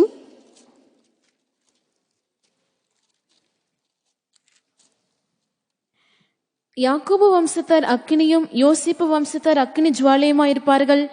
ஏசா வம்சத்தாரோ வைக்கோல் துரும்பாயிருப்பார்கள். அவர்கள் இவர்களை கொளுத்தி ஏசாவின் வம்சத்தில் மீதியா இராதபடி இவர்களை பட்சிப்பார்கள். கர்த்தர் இதை சொன்னார். இங்கே 3 நபர்களை பற்றி நாம் படிக்கிறோம். ಇಲ್ಲಿ 3 ಮನುಷ್ಯರನ್ನು ಕುರಿತಾಗಿ ನಾವು ಓದುತ್ತೇವೆ. here we see about 3 persons. ஒன்று யாக்கோபு, ಒಂದು ಯಾಕೋಬನು, one is Jacob, இரண்டாவது யோசேப்பு, ಎರಡನೇದಾಗಿ ಯೋಸೇಫನು, second Joseph, மூன்றாவது ஏசா, ಮೂರನೇದಾಗಿ ಏಸಾವನು, and third is Esau. யாக்கோபு அக்கினி, ಯಾಕೋಬನ ಅಗ್ನಿಯು, Jacob is fire, யோசேப்பு அக்கினி ஜுவாலை, ಯೋಸೇಫನ ಅಗ್ನಿಯ ಜ್ವಾಲೆಯು, Joseph a flame of fire, ஏசாவோ வைக்கோல் துரும்பு. ಏಸಾವನ ಕೂಳೆಯಾಗಿದ್ದಾನೆ. but Esau is stubble. மாம்சத்தோடு ரத்தத்தோடும் போராடுகிறவன் பெரியவ பலசாலி போல வீரனை போல காட்டினாலும் இந்த யாக்கோபிலிருந்தும் யோசேப்பிலிருந்தும் அக்னியும் அக்னி ஜுவாலையும் புறப்பட்டு போய் அந்த ஏசாவின் வம்சத்தார பட்சித்து போட்டுவிடும். ಆ ಒಂದು ನಾವು ಮನುಷ್ಯರೊಂದಿಗೂ ರಕ್ತದೊಂದಿಗೂ ಮಾಂಸದೊಂದಿಗೂ ಹೋರಾಡುವಾಗ ಬಲಿಷ್ಠರಾದ ಮನುಷ್ಯರಂತೆ ತೋರಿಸಿದರೂ ಸಹ ಇಂದು ಯಾಕೋಬನ ಅಗ್ನಿಯು ಯೋಸೇಫನ ವಂಶದಿಂದ ಜ್ವಾಲೆ ಹೊರಟು ಅವರನ್ನು ದಹಿಸುವಂತದಾಗಿ ಕಾಣಲ್ಪಡುತ್ತದೆ. Those who strive with flesh and blood will show themselves to be very strong and mighty. The fire from Jacob and the flame of fire from Joseph will go and devour them. ஆவிக்குரிய ஜனங்களுக்குள்ளே ஒரு அக்கினி இருக்கிறது என்கிறது வேதம் சொல்லுகிறது. ಆತ್ಮಿಕ ಜನರಿನೊಂದು ಬೆಂಕಿ ಉಂಟೆಂಬುದಾಗಿ ಸತ್ಯವೇದವು ನಮಗೆ ತಿಳಿಸುತ್ತದೆ. The word of God says that there is a fire amidst the people of God. இந்த ஏசாக்களோடு நாம் போராட வேண்டிய அவசியம் கிடையாது. ಈ ಏಸಾವನೊಂದಿಗೆ ನಾವು ಹೋರಾಡುವಂತ ಅವಶ್ಯಕತೆ ಇಲ್ಲ. There is no need for us to strive with Esau. நமக்குள்ளே ஒரு அக்கினி இருக்கிறது, நமக்குள்ளே ஒரு அக்கினி ஜுவாலை இருக்கிறது. ನಮ್ಮಲ್ಲಿ ಒಂದು ಅಗ್ನಿ ಉಂಟು, ನಮ್ಮಲ್ಲಿ ಒಂದು ಅಗ್ನಿಯ ಜ್ವಾಲೆ ಉಂಟು. There is a fire within us, a flame of fire within us. அது நம்மிலே எரிந்து பிரகாசிக்க நாம் கர்த்தருடைய சமூகத்தை நாட வேண்டும். ಅದನ್ನು ನಾವು ನಮ್ಮಲ್ಲಿ ಅತ್ತಿ ಉರಿದು ಪ್ರಕಾಶಿಸುವುದಕ್ಕಾಗಿ ದೇವರ ಸಮ್ಮುಖವನ್ನು ನಾವು ಹುಡುಕಬೇಕು. For that to burn and shine, we need to seek the presence of God. அதனால்தான் உங்களை துன்பப்படுத்துவர்களுக்காக நீங்கள் ஜெபம் பண்ணுங்கள் என்று இயேசு சொன்னார். ಆದ್ದರಿಂದಲೇ ನಿಮ್ಮ ಹಿಂಸೆ ಪಡಿಸುವವರಿಗಾಗಿ ಪ್ರಾರ್ಥಿಸಿರಿ ಎಂಬುದಾಗಿ ಯೇಸು ಹೇಳುತ್ತಾನೆ. That is why Jesus said, pray for them that persecute you. யாக்கோபு அதைத்தான் செய்தான். ಯಾಕೋಬನು ಅದನ್ನೇ ಮಾಡಿದನು. Jacob did that. ஆதியாகமம் 32ஆம் அதிகாரத்திலே 24ஆம் வசனத்தை வாசிக்கும் பொழுது, ಆದಿಕಾಂಡ 24ನೇ 32ನೇ ವಚನದಲ್ಲಿ ನಾವು ಓದುವಾಗ, when we read Genesis chapter 32 verse 24, ஏசா அவனுக்கு விரோதமாக வருகிறான் என்று யாக்கோபு கேள்விப்பட்ட பொழுது அவன் தன்னையும் தனக்குண்டான எல்லாவற்றையும் அழித்து விடுவான் என்று அவன் எண்ணி அவனுடைய கைக்கு தப்பிக்கொள்ளும்படியாக அவன் கர்த்தருடைய சமூகத்தை தான் நாடினான். ಏಸಾವನಿಗೆ ಅವನ ಎದುರುಗೊಳ್ಳುವುದಕ್ಕೆ ಬರುತ್ತಾನೆಂಬುದಾಗಿ ತಿಳಿದ ಕೂಡಲೇ ಅವನಿಗೆ ಇರುವುದೆಲ್ಲವೂ ಅದು ನಾಶ ಮಾಡಲ್ಪಡುವುದೆಂಬುದಾಗಿ ಅವನು ಭಯಪಟ್ಟವನಾಗಿ ಅವನ ದೇವರ ಸಮ್ಮುಖದಲ್ಲಿ ಅವನು ಕಾಣಲ್ಪಡುತ್ತಾನೆ. Right from the time Jacob knew that his brother is coming to see him, fearing that he would take a spoil of all that he had, immediately he sought the presence of God. யாக்கோபு கர்த்தரிடத்தில்தான் நாடி தனக்கு விரோதமாய் வருகிற ஏசாவை குறித்து பேசிக் கொண்டிருக்கிறார். ಯಾಕೋಬನು ಕರ್ತನನ್ನೇ ಹುಡುಕಿ ತನ್ನ ಎದುರಾಗಿ ಬರುವಂತ ಏಸಾವನನ್ನು ಕುರಿತಾಗಿ ಮಾತನಾಡುತ್ತಾನೆ. Jacob went in search of God and spoke to him about Esau who was coming against him. இரவெல்லாம் ஏசாவை பற்றி புகார் சொல்லிக் கொண்டே இருக்கிறார். ರಾತ್ರಿಯೆಲ್ಲ ಏಸಾವನನ್ನು ಕುರಿತಾಗಿ ದೂರು ಹೇಳುತ್ತಲೇ ಇದ್ದಾನೆ. All through the night he was complaining about Esau. என்னிடத்தில் எந்த குற்றமும் இல்லை, அவன் தான் இப்படி குற்றவாளி என்று சொல்லிக் கொண்டிருக்கிறார். ನನ್ನಲ್ಲಿ ಯಾವ ದೋಷವಿಲ್ಲ, ಅವನೇ ಈ ರೀತಿಯಾದ ದೋಷಿ ಎಂಬುದಾಗಿ ಹೇಳುತ್ತಾನೆ. He kept saying, I have no fault in him, he is at fault. ஆனா கர்த்தரோ அவனுடைய சத்தத்துக்கு செவி கொடாமல், முதலாவது உன்னை பற்றி பேசு, ஏசாவை பற்றி பேசுறதை நிறுத்திரு, நீ யார், முதலாவது உன்னை பற்றி சொல்லு என்று சொல்லிக் கொண்டிருக்கிறார். ಕರ್ತನ ಅವನ ಶಬ್ದಕ್ಕೆ ಕಿವಿಗೊಡದೆ ಮೊದಲನೇದಾಗಿ ನೀನು ಯಾರು, ನಿನ್ನನ್ನು ಕುರಿತಾಗಿ ಹೇಳೆಂಬುದಾಗಿ ಕರ್ತನ ಹೇಳುತ್ತಾನೆ. But the Lord did not hearken to him. He said, first of all, you stop speaking about Esau, set yourself right and tell me who you are. நாமும் நமக்கு விரோதமாய் எழும்புகிறதானே, நமக்கு விரோதமாய் கிரியை செய்கிறதானே நபர்களை பற்றி தான் நாம் ஜெபிப்போம். ஆனால் கர்த்தரோ அவர்களை பற்றி பேசுறத முதலாவது நிறுத்திட்டு உன்னை பற்றி சொல்லு என்று சொல்லுவார். ನಮಗೆ ವಿರುದ್ಧವಾಗಿ ಕ್ರಿಯೆ ಮಾಡುವವರನ್ನು, ನಮಗೆ ವಿರುದ್ಧವಾಗಿ ಮಾತಾಡೋರ ಕುರಿತಾಗಿ ನಾವು ಕರ್ತನ ಬಳಿ ಹೇಳುವುದಕ್ಕಾಗಿ ನಾವು ಬಯಸುತ್ತೇವೆ. ಆದರೆ ಕರ್ತನು ನೀನು ಅದನ್ನು ಮೊದಲನೇದಾಗಿ ನಿಲ್ಲಿಸು, ನೀನು ಯಾರೆಂಬುದಾಗಿ ಕರ್ತನ ಬಳಿ ಕೇಳುವನಾಗಿರುತ್ತಾನೆ. Even we begin to pray about people who walk against us, who speak against us, but the Lord says, stop it and first you speak about your own self and tell me who you are. இவனுக்கு பதில் கிடைக்கலன்னு தெரிஞ்ச உடனே இவர்கிட்ட போராடி பிரயோஜனமே கிடையாதுன்னு சொல்லி அவன் விலகி போய்விட்டான். ಅವನಿಗೆ ಉತ್ತರ ಸಿಕ್ಕಿದ ಕೂಡಲೇ ಇವರೊಂದಿಗೆ ಹೋರಾಡಿ ಯಾವ ಪ್ರಯೋಜನವೂ ಇಲ್ಲ ಎಂಬುದಾಗಿ ಹೇಳಿ ಅವನು ದೂರವಾಗಿ ಹೋಗುತ್ತಾನೆ. When he knew that he will not get an answer, he said there is no point speaking to him and he went away. கர்த்தரோ அவனுடைய வழியில விட்டு விடாம நெல்லுன்னு சொல்லி அவன் தொடை சந்த நரம்பை தொட்டு அதை சுலுக்க செய்து அவன் ஒரு ஸ்டெப் கூட எடுத்து நடக்க முடியாதபடி அவனை அந்த இடத்திலே நிறுத்தினார். ಕರ್ತನ ಅವನ ಮಾರ್ಗವನ್ನು ಬಿಟ್ಟು ಹೋಗದಂತೆ ಇಲ್ಲೇ ನಿಲ್ಲೆಂಬುದಾಗಿ ಅವನು ತೊಡೆಯ ಕಿಲ್ಲನ್ನು ಮುಟ್ಟಿದ ಕೂಡಲೇ ಅವನು ಸ್ವಲ್ಪವಾದ ನಡೆಯಲು ಸಾಧ್ಯವಾಗದವನಾಗಿ ಅವನು ಅಲ್ಲೇ ನಿಂತು ಬಿಡುತ್ತಾನೆ. But the Lord never left him. He held on to the sinew of the hollow of his thigh. It shrank and it sprained, and so he was not able to walk anymore. He stood there. நீ யார் முதலாவது சொல் என்று கேட்டார். ನೀನು ಮೊದಲನೇದಾಗಿ ಯಾರೆಂಬುದಾಗಿ ಹೇಳೆಂಬುದಾಗಿ ಹೇಳುತ್ತಾನೆ. He said, tell me first who you are. கடைசிலவன் தன்னை யாக்கோபு என்று சொன்னான். ಅವನು ನಾನು ಯಾಕೋಬನೆಂಬುದಾಗಿ ಹೇಳುತ್ತಾನೆ. He said, I am Jacob. யாக்கோபு என்று சொன்னால் எத்தன் என்று அர்த்தம். ಯಾಕೋಬನೆಂದು ಹೇಳುವಾಗ ವಂಚಿಸುವನೆಂಬುದಾಗಿ ಅರ್ಥವು. The meaning of Jacob is supplanter. கடைசியாய் தான் ஒரு எத்தன், நான் தான் குறைவுள்ளவன் ஆண்டவரே, ஏசாவை பற்றி நான் இனி பேசவே மாட்டேன், என்னை சுத்திகரியும் என்று சொல்லிட்டான். ಕರ್ತನೇ, ನಾನು ವಂಚಿಸುವನು, ನಾನು ನಂದೇ ತಪ್ಪು, ಕರ್ತನೇ ನನ್ನನ್ನು ಏಸಾವನ ಕುರಿತಾಗಿ ನಾನು ಮಾತಾಡುವುದಿಲ್ಲ, ನನ್ನ ಕ್ಷಮಿಸೆಂಬುದಾಗಿ ಕೇಳುತ್ತಾನೆ. Finally he said, Lord, I am a supplanter, I am not right, I will not speak about Esau anymore, but you sanctify me. அங்குதான் யாக்கோபுக்குள்ள அக்கினி புறப்பட்டது. ಅಲ್ಲಿಯೇ ಯಾಕೋಬನಲ್ಲಿ ಬೆಂಕಿ ಹೊರಟಿತು. It is their fire proceeded from Jacob. கர்த்தர் அக்கினியாய், இஸ்ரவேலின் ஒளியா இருக்கிறவர் அக்கினியாய் இருக்கிறார். ಕರ್ತನ ಇಸ್ರಾಯೇಲರಿಗೆ ಬೆಳಕಾಗಿದ್ದವನಾಗಿ ಆತನ ಅಗ್ನಿಯಾಗಿ ಕಾಣಲ್ಪಡುತ್ತಾನೆ. The Lord, the light of Israel, is a fire. ஏசா 400 பேரோட புறப்பட்டு வருகிற வேளையிலே இந்த அக்கினி அங்க போய் அந்த ஏசாவுக்குள் இருந்ததான பகையை பட்சித்து போட்டு விட்டது. ಏಸಾವನು 400 ಮಂದಿಯೊಂದಿಗೆ ಹೊರಟು ಬರುವಂತ ಸಮಯದಲ್ಲಿ ಯಾಕೋಬನಲ್ಲಿ ಕಾಣಲ್ಪಟ್ಟಂತೆ ಬೆಂಕಿಯಾದದ್ದು ಹೊರಟು ಹೋಗಿ ಅವನು ಇದ್ದಂತ ಹಗೆತನವನ್ನು ಅದು ಸುಟ್ಟು ಹಾಕಿತ್ತು. When Esau came with 400 people, this fire went to his heart and consumed the hatred within it. ஏசாவும் அவனோட இருந்த 400 பேரும் யாக்கோபை நெருங்கின பொழுது ஏசா அப்படியே முழுவதுமாய் மாற்றப்பட்டு சொந்த சகோதரனாக அன்புள்ளவனாய் வந்து அவனுடைய கழுத்தை கட்டி தழுவி கொண்டான். ಈ ರೀತಿಯಾಗಿ ಏಸಾವನು 400 ಮಂದಿಯೊಂದಿಗೆ ಅವನು ಸಂಧಿಸೋದಕ್ಕೆ ಬರುವಂತಹ ಸಮಯದಲ್ಲಿ ಅವನನ್ನು ಕಂಡವನಾಗಿ, ಅವನ ಪ್ರೀತಿಯಿಂದ ಅವನನ್ನು ಅಪ್ಪಿಕೊಂಡವನಾಗಿ ಅವನು ಕಾಣಲ್ಪಡುತ್ತಾನೆ. When Esau came with 400 people along with him, as soon as he saw Jacob, he was able to see him as his own loving, affectionate brother, and he came and embraced him. யாக்கோபு தன்னை தனக்கு சத்துருவாய் எண்ணின ஏசாவின் இஷ்டத்துக்கு தேவன் யாக்கோபை ஒப்பு கொடுக்கவில்லை. ಯಾಕೋಬನ್ನು ತನ್ನ ಶತ್ರುವಾಗಿ ಎಣಿಸಿದಂತೆ ಏಸವನನ್ನು ಆ ರೀತಿಯಾಗಿ ಎಣಿಸಿದಂತೆ ಯಾಕೋಬನ ಸ್ವಂತ ಇಷ್ಟಕ್ಕೆ ಕರ್ತನನ್ನು ಹಾಗೆ ಬಿಟ್ಟು ಬಿಡಲಿಲ್ಲ. God did not commit Jacob to the desire of the enemy whom he thought to be, that is Esau, to his desire. அதைத்தான் தாவீதும் சொல்லுகிறான், என்னுடைய சத்துருக்களின் இஷ்டத்துக்கு என்னை ஒப்புக்கொடாதிரும் என்று சொல்லுகிறான். ಆದ್ದರಿಂದಲೇ ದಾವೀದನು ಹೇಳುತ್ತಾನೆ, ನನ್ನ ಶತ್ರುಗಳ ವೈರಿಗಳ ವಶಕ್ಕೆ ನನ್ನನ್ನು ಕೊಡಬೇಡ ಎಂಬುದಾಗಿ. That is why David says, deliver me not to the will of mine enemies.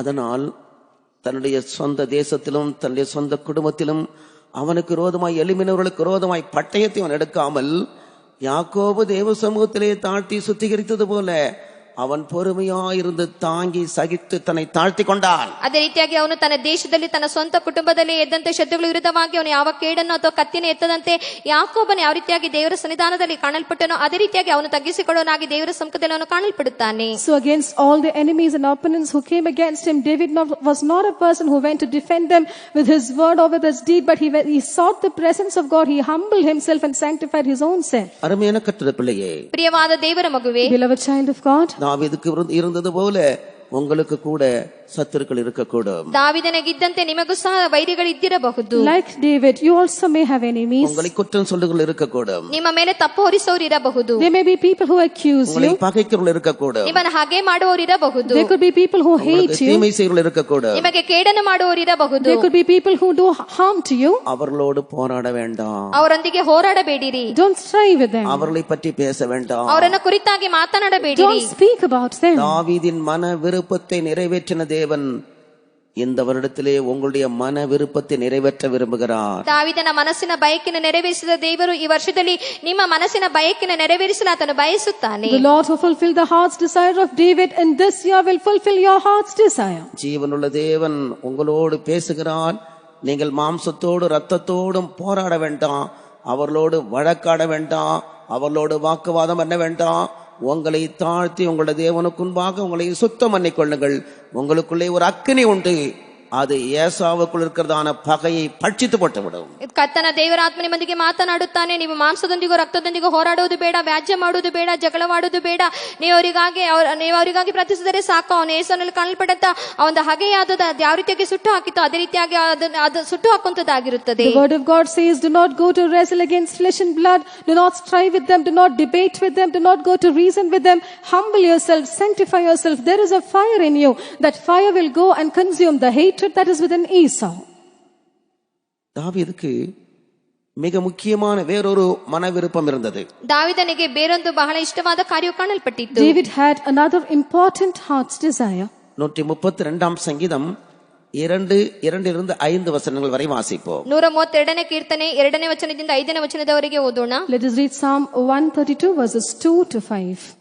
அவன், நான் கர்த்தருக்கு ஒரு இடத்தையும் யாக்கோபின் வல்லவருக்கு ஒரு வாசஸ்தலத்தையும் காண மட்டும் என் வீடாகிய கூடாரத்தில் பிரவேசிப்பதுமில்லை, என் படுக்கையாகிய கட்டலின் மேல் ஏறுவதுமில்லை, என் கண்களுக்கு நித்திரையையும் என் இமைகளுக்கு உறக்கத்தையும் வரவிடுவதுமில்லை என்று கர்த்தருக்கு ஆணையிட்டு யாக்கோபின் வல்லவருக்கு பொருத்தனை பண்ணினான்.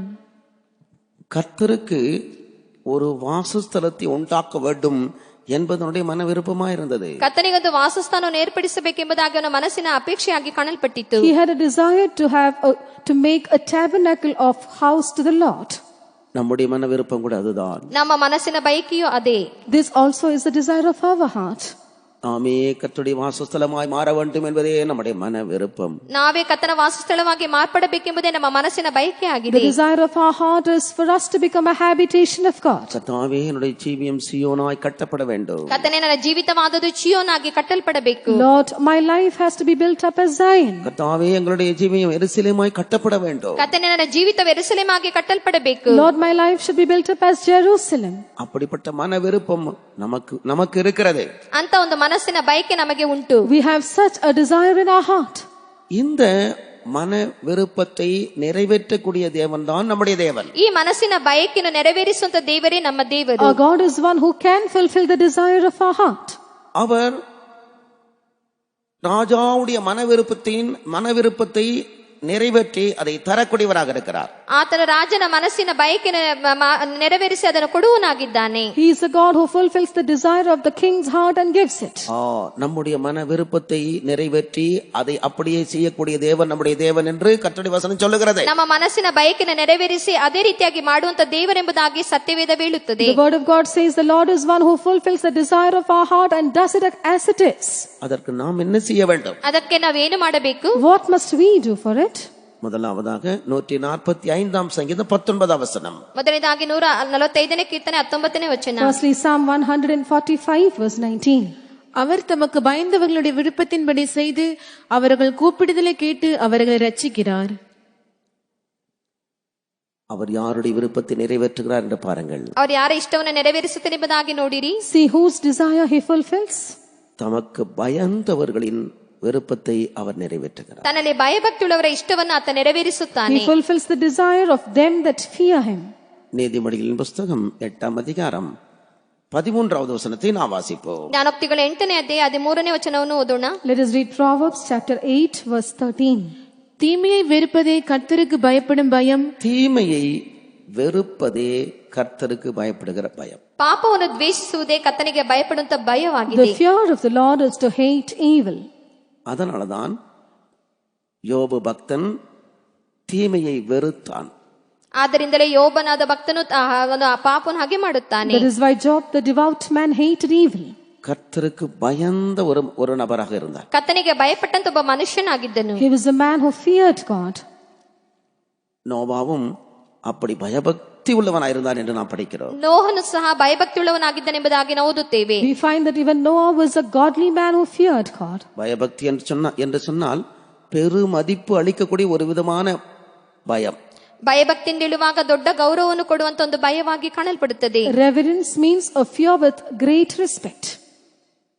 கர்த்தர் நம்மை சபித்து விடுவான், கர்த்தர் நம்மை அழித்து விடுவான், கர்த்தர் நம்மை கொன்று விடுவார் என்று பயந்து தீமையை விட்டு விலகுகிறதல்ல.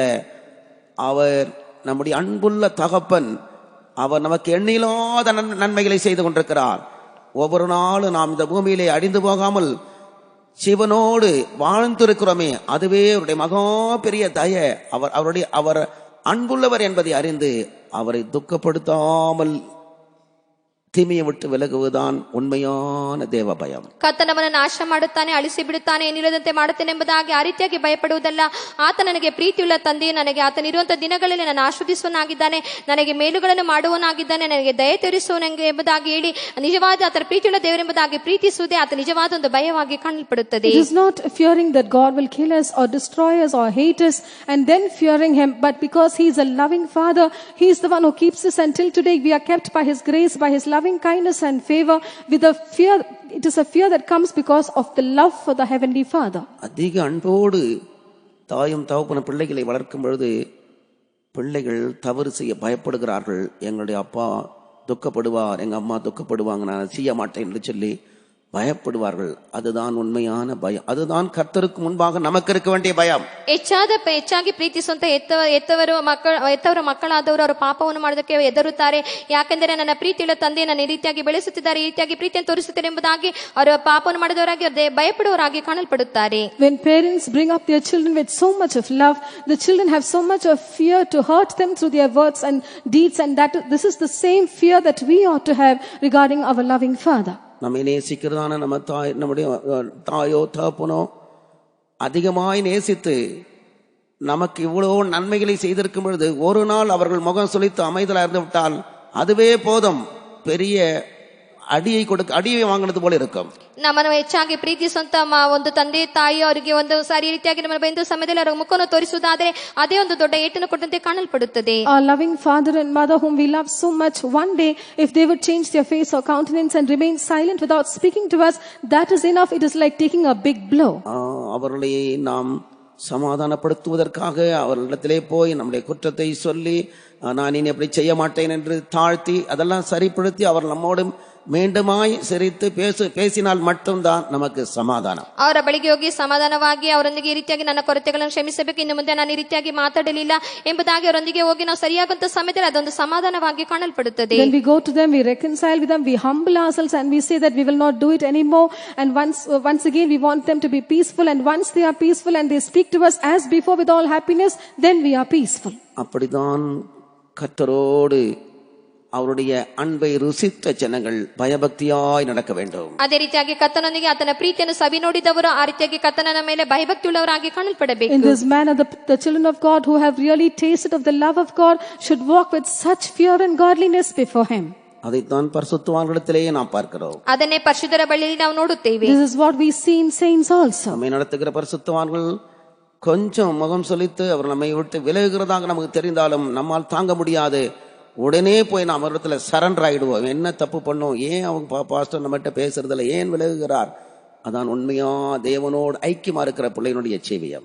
ಈ ರೀತಿಯಾಗಿ ನಮ್ಮನ್ನು ಪ್ರೀತಿಸುತ್ತ ಪರಿಶುದ್ಧರಾದದರ ಮುಖವನ್ನು ತಿರುಗಿಸಿಕೊಳ್ಳುವುದಾದರೆ ಅವರು ಹೋಗಿ ಕೂಡಲೇ ನಾನು ಏನು ಮಾಡಿದ್ದೇನೆ, ಯಾಕೆ ಈ ರೀತಿಯಾಗಿದ್ದೀರಿ ಎಂಬುದಾಗಿ ಅವರೊಂದಿಗೆ ನಾವು ಸಂಧಾನವಾಗುವವರಾಗಿ ಕಾಣಲ್ಪಡುತ್ತೇವೆ.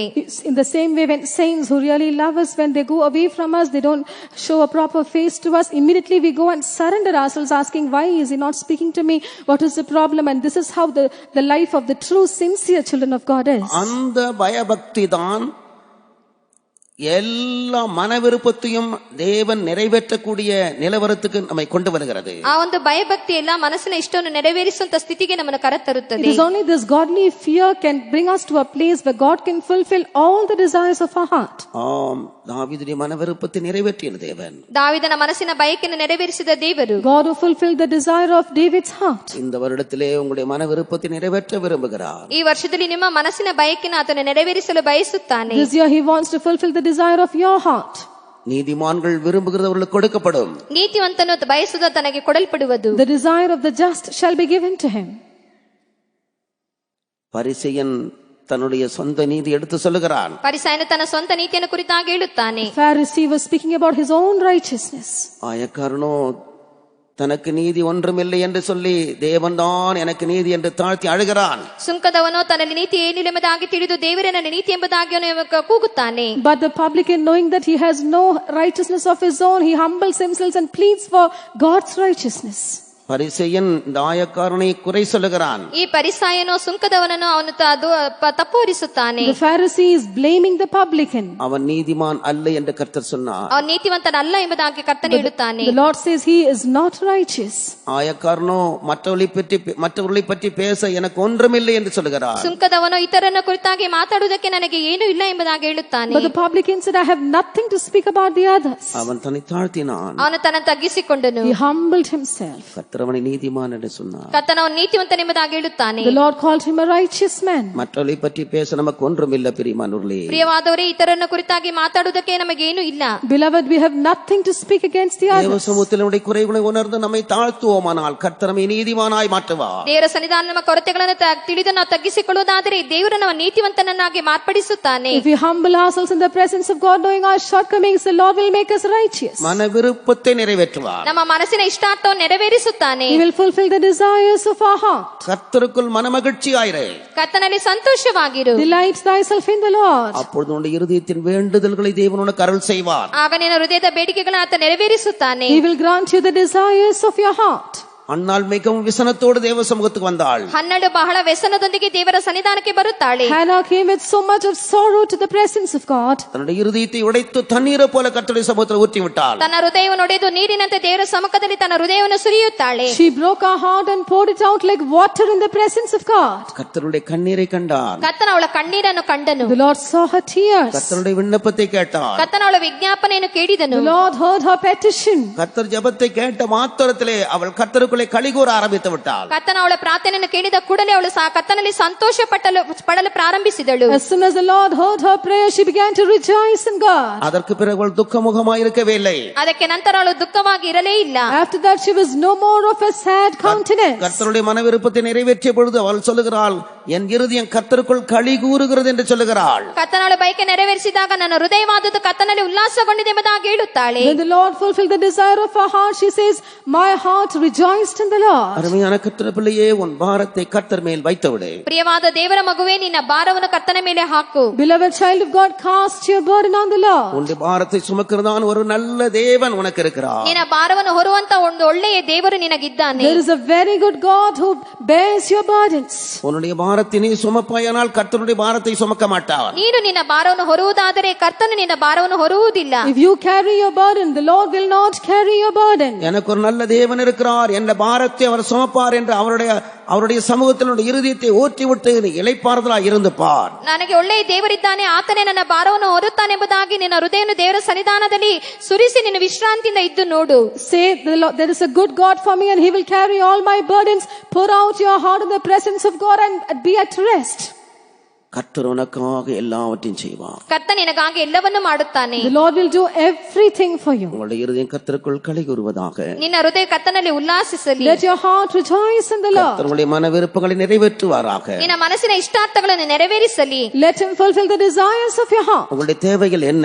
ನಿನ್ನ ಅಗತ್ಯಗಳೇನು? What are your necessities? உங்களுடைய பிரச்சனைகள் என்ன? ನಿನ್ನ ಸಮಸ್ಯೆಗಳೇನು? What are your problems? உங்களுடைய கலக்கங்கள் என்ன? ನಿನ್ನ ಕಳವಳಗಳೇನು? What are your troubles? உங்களுடைய எதிர்பார்ப்புகள் என்ன? ನಿನ್ನ ಎದುರು ನೋಡುವಿಕೆಗಳೇನು? What are your expectations? எதுவாயிருந்தாலும் சரி, ಯಾವುದೇ ಆಗಿದ್ದರೂ ಸರಿ, whatever it might be. உங்களுடைய மன விருப்பத்தை நிறைவேற்றக்கூடிய ஒரு நல்ல தேவன் இருக்கிறார். ನಿನ್ನ ಇಷ್ಟಾರ್ಥವನ್ನು ನೆರವೇರಿಸುವಂತ ಒಳ್ಳೆಯ ದೇವರಿದ್ದಾನೆ. There is a good God who can fulfill the desire of your heart. கர்த்தருக்கு பயந்து நடப்போமாக. ಕರ್ತನಿಗೆ ಭಯಪಟ್ಟು ನಡೆಯೋಣ.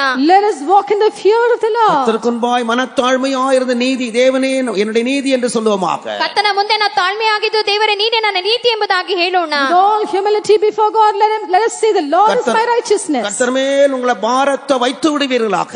ಕರ್ತನ ಮೇಲೆ ನಿಮ್ಮ ಎಲ್ಲಾ ಭಾರವನ್ನು ಹಾಕಿ ಬಿಡಿರಿ. Cast your burden upon the Lord. உங்களுடைய மன விருப்பத்தை அவர் நிறைவேற்றுவார். ನಿಮ್ಮ ಇಷ್ಟಾರ್ಥವನ್ನು ಆತ ನೆರವೇರಿಸುತ್ತಾನೆ. He shall fulfill the desire of your heart. எல்லாரும் சேர்ந்து இந்த ஸ்டான்ஸாவை படிப்போம். ಎಲ್ಲರೂ ಸೇರಿ ಒಂದು ಚರಣವನ್ನು ಹಾಡೋಣ. Let us all join together and வெறும் sing this 5 dance. நிமிடங்கள் மாத்திரம்தான். ಬರೀ 5 ನಿಮಿಷಗಳು ಮಾತ್ರವೇ. Just 5 minutes. சரியான ஒரு ஆவி நிறைவுக்குள்ள வர வேண்டும். ಸರಿಯಾದ ಒಂದು ಆತ್ಮನ ತುಂಬುವಿಕೆಯಲ್ಲಿ ಬರಬೇಕು. We should come into a proper infilling of the Spirit. அந்த அபிஷேகம் தான் எல்லா கவலைகளையும் பாரங்களையும் நம்மை விட்டு நீக்கக்கூடியதாக இருக்கிறது. ಈ ಅಭಿಷೇಕವೇ ಎಲ್ಲಾ ಚಿಂತಾ ಭಾರವನ್ನು ನಮ್ಮಿಂದ ನೀಗಿಸುವಂತದಾಗಿದೆ. Only the anointing can take away all our cares and worries. மாம்சத்தோடு ரத்தத்தோடு போராதபடி ஆவிகளோடு போராடக்கூடிய பலத்தை கொடுக்கக்கூடியதா இருக்கிறது. ಮಾಂಸದೊಂದಿಗೂ ರಕ್ತದೊಂದಿಗೂ ಆತ್ಮಗಳಿಂದ ಹೋರಾಡುವುದಕ್ಕೆ ಇದು ಬಲವನ್ನು ಕೊಡುವಂತದಾಗಿದೆ. It gives us a power to wrestle against flesh and blood and all powers. ஆவிக்குரிய ஜனங்களாக மாற்றப்படுவோமாக. ಆತ್ಮಿಕ ಜನರಾಗಿ ನಾವು ಮಾರ್ಪಡೋಣ. Let us become spiritual people. முழுவதுமாக குடும்பமாய் கர்த்தருடைய பட்சமாய் திருப்பப்படுவோமாக. ಕುಟುಂಬವಾಗಿ ಕರ್ತನ ಕಡೆಗೆ ತಿರುಗಿಕೊಳ್ಳೋಣ. Let us all as families turn to the Lord. தேவனுடைய மன விருப்பத்தை நிச்சயமாய் நிறைவேற்றுவார். ದೇವರು ನಮ್ಮ ಮನಸ್ಸಿನ ಇಷ್ಟಾರ್ಥವನ್ನು ನಿಶ್ಚಯವಾಗಿ ನೆರವೇರಿಸುತ್ತಾನೆ. Certainly the Lord will fulfill the desire of your heart. கர்த்தருக்குள் எந்தன் ஆத்துமாவோ களித்து மேன்மை பாராட்டிடுதே. கர்த்தருக்குள் எந்தன் ஆத்துமாவோ களித்து மேன்மை பாராட்டிடுதே.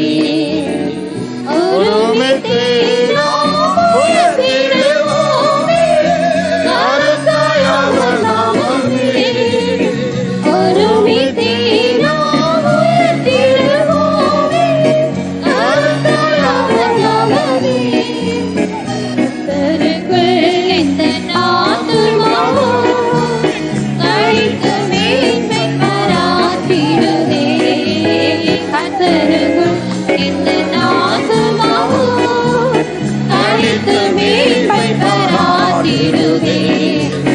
ஒருமித்தே நாம் உயர்த்திடுவோமே, கர்த்தர் நாமமே. ஒருமித்தே நாம் உயர்த்திடுவோமே, கர்த்தர் நாமமே. ஒருமித்தே நாம் உயர்த்திடுவோமே, கர்த்தர் நாமமே.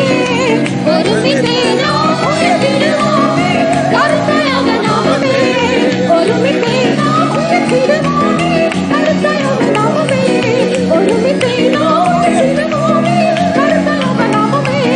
ஒருமித்தே நாம் உயர்த்திடுவோமே, கர்த்தர் நாமமே. ஒருமித்தே நாம் உயர்த்திடுவோமே, கர்த்தர் நாமமே. அக்கினி என்னோட நடந்திடேனோ வெக்கினாம் என்றே நான் அக்கினி என்னோடே நடந்திடேனோ,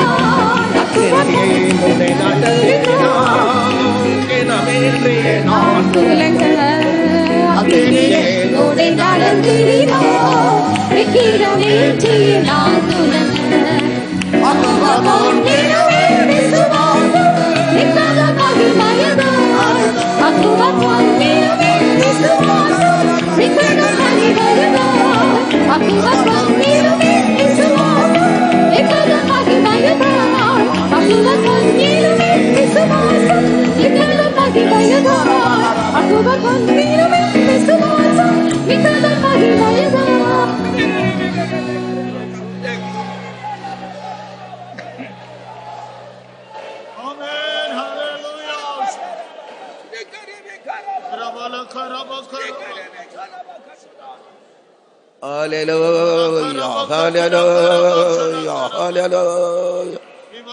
Amen. இந்த ஆராதனையில் கர்த்தர் நமக்கு தந்த எல்லா ஆசீர்வாதங்களுக்காக நாம் கர்த்தரை ஸ்தோத்திரம் பண்ணுவோம். ಈ ಆರಾಧನೆಯಲ್ಲಿ ಕರ್ತನು ನಮಗೆ ಕೊಟ್ಟಂತ ಎಲ್ಲ ಆಶೀರ್ವಾದಗಳಿಗಾಗಿ ಸ್ತೋತ್ರ ಮಾಡೋಣ. For all the blessings the Lord gave us in this service, shall we praise God? ஸ்தோத்திர ஸ்தோத்திர ஸ்தோத்திர ஸ்தோத்திர ஸ்தோத்திர ஸ்தோத்திர ஸ்தோத்திர ஸ்தோத்திர ஸ்தோத்திர ஸ்தோத்திர ஸ்தோத்திர ஸ்தோத்திர ஸ்தோத்திர.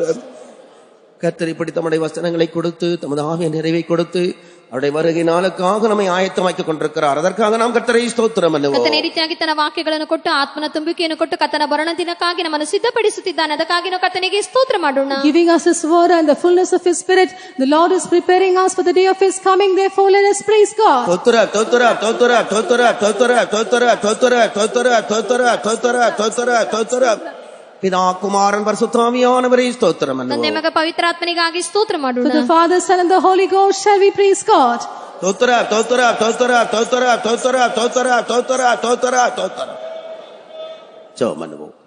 கர்த்தாவே, எங்கள் நேசிக்கிற அருமையான பிதாவே, உமக்கு நன்றியோட சோத்திரம் சுவாமி. இந்த தெளிப்பின் கால வேளையில் கர்த்தாவே அடிகளை மாதிரி கர்த்தாவே ஊரி பிள்ளையும் சமூகத்தை நீ கொண்டு வந்த நன்றியோட சோத்திர சுவாமி. இந்த வருஷத்தின் முதலாத ஆராதனை கருத்து பொருட்படுத்த ஆசிரமமாக நடத்தி வந்த நன்றியோட சோத்திர சுவாமி. கர்த்தாவோட சமமாக தெரியும் கூட இருந்து ஒவ்வொரு பகுதியில் எங்களை ஆவிக்குள்ளே ஆக்கி மாற்றி தந்தபடியான நன்றியோட சோத்திரம் சுவாமி. இந்த கால வேளையில் கர்த்தாவே அடிங்க நல்ல ஆலோசனைகளுக்காக நன்றியோட சோத்திரம் சுவாமி. தாவீது ராஜாவுக்கு 2 விதமான சத்துருக்கள் இருந்தது கர்த்தாவே. அவன் கர்த்தாவே தேவனுக்கு ஹிருதயத்துக்கு ஏற்ற தேவன் இஷ்டம் ചെയ്തവനായതിനാൽ കർത്താവെ എല്ലാ ശത്രുക്കളെ കർത്താവ് ഭക്ഷിച്ചു പോറ്റതുപോലെ സ്വാമി നാളുകൾ ആവിക്കുര്യങ്ങളായി ഞങ്ങൾക്കുള്ള കർത്താവ് 2 വിധമായ കർത്താവ് ശത്രുക്കളിക്കുന്ന കർത്താവ് നീ വെളിപ്പെടുത്തി തന്നവൻ എൻ്റെ സ്വത്ര സ്വാമി. ഞങ്ങൾ കർത്താവ് മാംസത്തോട് രക്തത്തോട് ഞങ്ങൾ പോരാടാത്തോടി കർത്താവെ കർത്താവെ വാനത്തിലുള്ള എല്ലാ സേനകളോട് നമുക്ക് വിരോധമായ എല്ലാ ശത്രുവിൻ്റെ വലമോട് ഞങ്ങൾ പോരാടി ജയിക്കக்கூடிയവങ്ങളായി ഉദ്ദേശിക്കണമേ സ്വാമി. ദാവീദ് രാജാ കർത്താവിന് ശത്രുക്കൾ അവൻ നേസിച്ചതുപോലെ ഞങ്ങൾ ഇന്ന് നാളുകൾ കർത്താവെ ഞങ്ങൾക്ക് വിരോധമായ ശത്രുക്കൾ நாங்கள் நேசிக்கிறவங்களாய் அவங்களுக்கு வேண்டி ஜெயிக்கிறவங்களாய் காணப்படும் கர்த்தாவே உதேசியும்படியாய் ஜெயிக்கிறோம் சுவாமி. கர்த்தாவே நாங்கள் மாம்சத்தோடும் ரத்தத்தோடும் போராடி நாங்கள் ஆவிக்குரிய ஜீவிதத்தில் மரணம் சம்பவிக்காதோடு எங்களை ரட்சிப்பை கர்த்தாவை பாதுகாத்து ஜீவிக்க நாங்கள் கர்த்தர் கிருபை தரும்படியாக ஜெயிக்கிறோம் சுவாமி. கர்த்தர் நாங்கள் கர்த்தர் சமூகத்தில் நாங்கள் கர்த்தாவே தாழ்மலராய் மிகவும் தாழ்மலரை காணப்பட்ட கர்த்தாவே உதேசியும்படியாக ஜெயிக்கிறோம் கர்த்தாவே. தாவீதின் മനസ്സ് അറിഞ്ഞ് தேவன் മനസ്സ് നിറവേറ്റി കൊടുത്തതുപോലെ എങ്ങൾക്കും കർത്താവ് എങ്ങളുടെ മനസ്സ് നിറവേറ്റാൻ നീ വല്ലവരായിരിക്കും എന്നോട് സ്തോത്രം സ്വാമി. കർത്താവെ അവൻ ദേവനുക്കായി ഒരു വാസസ്ഥലത്തെ ഉണ്ടാകുന്നത് വാഞ്ചേരുന്നതുപോലെ നാളും കർത്താവെ കർത്താവ് പരലോകത്തിലെ ഞങ്ങൾ എങ്ങളുടെയും വാസസ്ഥലത്തെ ഞങ്ങൾ കെട്ടിയെഴുപ്പുന്ന ഒരു വാഞ്ചിയും ദാഹത്തെയും കർത്താവെ ഞങ്ങൾ തെരുമ്പടിയായി ജപിக்கிறோம். ഞങ്ങളുടെ സിയോനായി യെരൂശലേമായി കെട്ടിയെഴുപ്പ കർത്താവെ നീ കൃപ തരണമേ. അത് വിരോധമായിരുന്ന എല്ലാ വല്ലമളെയും മുസ്ലിമായി നിർമ്മൂലമാക്കണമേ സ്വാമി. ഒவ்வொரு നാളും കത്തർ കയറ്റവരായി കർത്താവെ ദാവീദ് രാജ പോലെ കത്തർ ഹൃദയത്തിൽ കയറ്റവരായി കത്തർ ചിത്തം ചെയ്യുന്നവങ്ങളായി കാണപ്പെട കർത്താവെ നീ കൃപ തരണമേ സ്വാമി. എങ്ങളുടെ ചിത്തങ്ങളൊന്നും നിറവേറേണ്ട സ്വാമി. നമ്മുടെ ചിത്തം മുറ്റുമായി ഒപ്പെടുக்கிறோம். അവങ്ങളുടെ ആവ്യാത്മ ശരീരം മുറ്റുമായി പരിശുദ്ധമായി പാതുകാത്ത് ജീവിക്കപ്പെടുന്ന 4 കർത്താവെ ഞങ്ങളുടെ വാസസ്ഥലത്തെ കെട്ടിയെഴുപ്പി സിയോനായ യെരൂശലേമേ ഒരു നീ ആയത്തപ്പെടുത്തുമ്പടിയായി നമ്മുടെ കയ്യിൽ ഒപ്പടയ്க்கிறோம் സ്വാമി. കർത്താവെ കർത്താവെ ഞങ്ങൾ തീമയെ വെറുത്ത് കർത്തരെ ഭയപ്പെടുന്ന ഭയത്തിനാ നിറവി ജീവിക്കാൻ നീ ഉദ്ദേശിക്കണമേ സ്വാമി. കർത്താവെ നിങ്ങളുടെ ചിത്തങ്ങളൊന്നും വേണ്ട നമ്മുടെ ചിത്തങ്ങൾ നിറവേറ്റും സ്വാമി. കർത്താവെ അന്നാളുടെ ജപത്തെ കേട്ട് കർത്താവ് അവരുടെ എല്ലാ കണ്ണീരും ദുഃഖത്തിൽ വിടിയിച്ചതുപോലെ നാളുകളും കർത്താവെ ഞങ്ങൾ അപ്പിടിപ്പെട്ടായ കണ്ണീരോട് ദുഃഖത്തോടും എല്ലാം നമ്മുടെ സമൂഹത്തിൽ വന്ന് എല്ലാത്തിനും വിടുതൽ പറ്റുള്ള മുറ്റിലുമായി വിടുതലുമ്പടിയായി ജോയിக்கிறோம் സ്വാമി. കർത്താവെ നിങ്ങൾ ഒരു നീതിമാന്മാരാക്കിയിരിക്കുക ഒക്കെ പുറപടി ഞാൻ എന്നോട് സ്വോത്ര സ്വാമി. കർത്താവ് മുഖേറ്റവരായി കാണപ്പെടാം കർത്താവെ ഉദ്ദേശിക്കണമേ. അധികം താഴ്മയുള്ളവരായി നമ്മുടെ സമൂഹത്തിൽ കാണാൻ ഉദ്ദേശിക്കണമേ. വിരോധമായിരുന്ന എല്ലാ കസപ്പുള്ള വൈദ്യോഗങ്ങളും വിരോധം വിടുവിച്ച് കർത്താവെ എല്ലാവരും നേശിக்கிறவங்களாய் കർത്തരെ അധികമായി നേശിக்கிறவங்களாய் കർത്തർ ചിത്തം ചെയ്യുന്നവങ്ങളായി ഓരും കാണപ്പെടാം. இந்த வருஷத்தில் எல்லாருக்கும் நீ கிருப தரும்படியாக ஜெபிக்கிறோம் சுவாமி. கொண்ட ஒவ்வொரு பிள்ளை நீ ஆசீர்வதிக்கும்படியாக ஜெபிக்கிறோம். எல்லா குடும்பங்களையும் கர்த்தர் ஆசீர்வதிக்கும்படியாக எல்லா குடும்பத்திலும் சமாதானம் சந்தோஷம் உண்டாகட்டும் சுவாமி. எல்லா துக்கங்களும் கவலைகளும் பாருங்க கர்த்தர் எடுத்து போட்டு கர்த்தர் எல்லாரும் கர்த்தாவை சமாதானத்தால் ஜீவிக்க உதவி செய்யணுமே. இந்த காலவழி யாரெல்லாம் ஏதெல்லாம் நிதோலத்தோடு வந்து அவரை நில நிலவரங்களெல்லாம் கத்து மாற்றி எல்லாரையும் விடுவிச்சு கத்தாவே சந்தோஷமுள்ளராய் சமாதானமுள்ளராய் கத்தர் சித்தம் செய்கிறவங்களாய் ஒவ்வொரு காணப்பட்ட கத்தாவே கிருபை தரும்படியாக ஜெபிக்கிறோம். எல்லா சத்துண்ட வேலையும் முடிச்சு பாதுகாக்கும். நாங்கள் ஒவ்வொரு நாளும் முக்கியத்தை ஜெயிச்சு விட மகிமையில் காணப்பட அடிகள் ஒவ்வொரு தகுதிப்படுத்த இயேசுவின் நாமத்தில் கேட்கிறோம் பிதாவே, ஆமென்.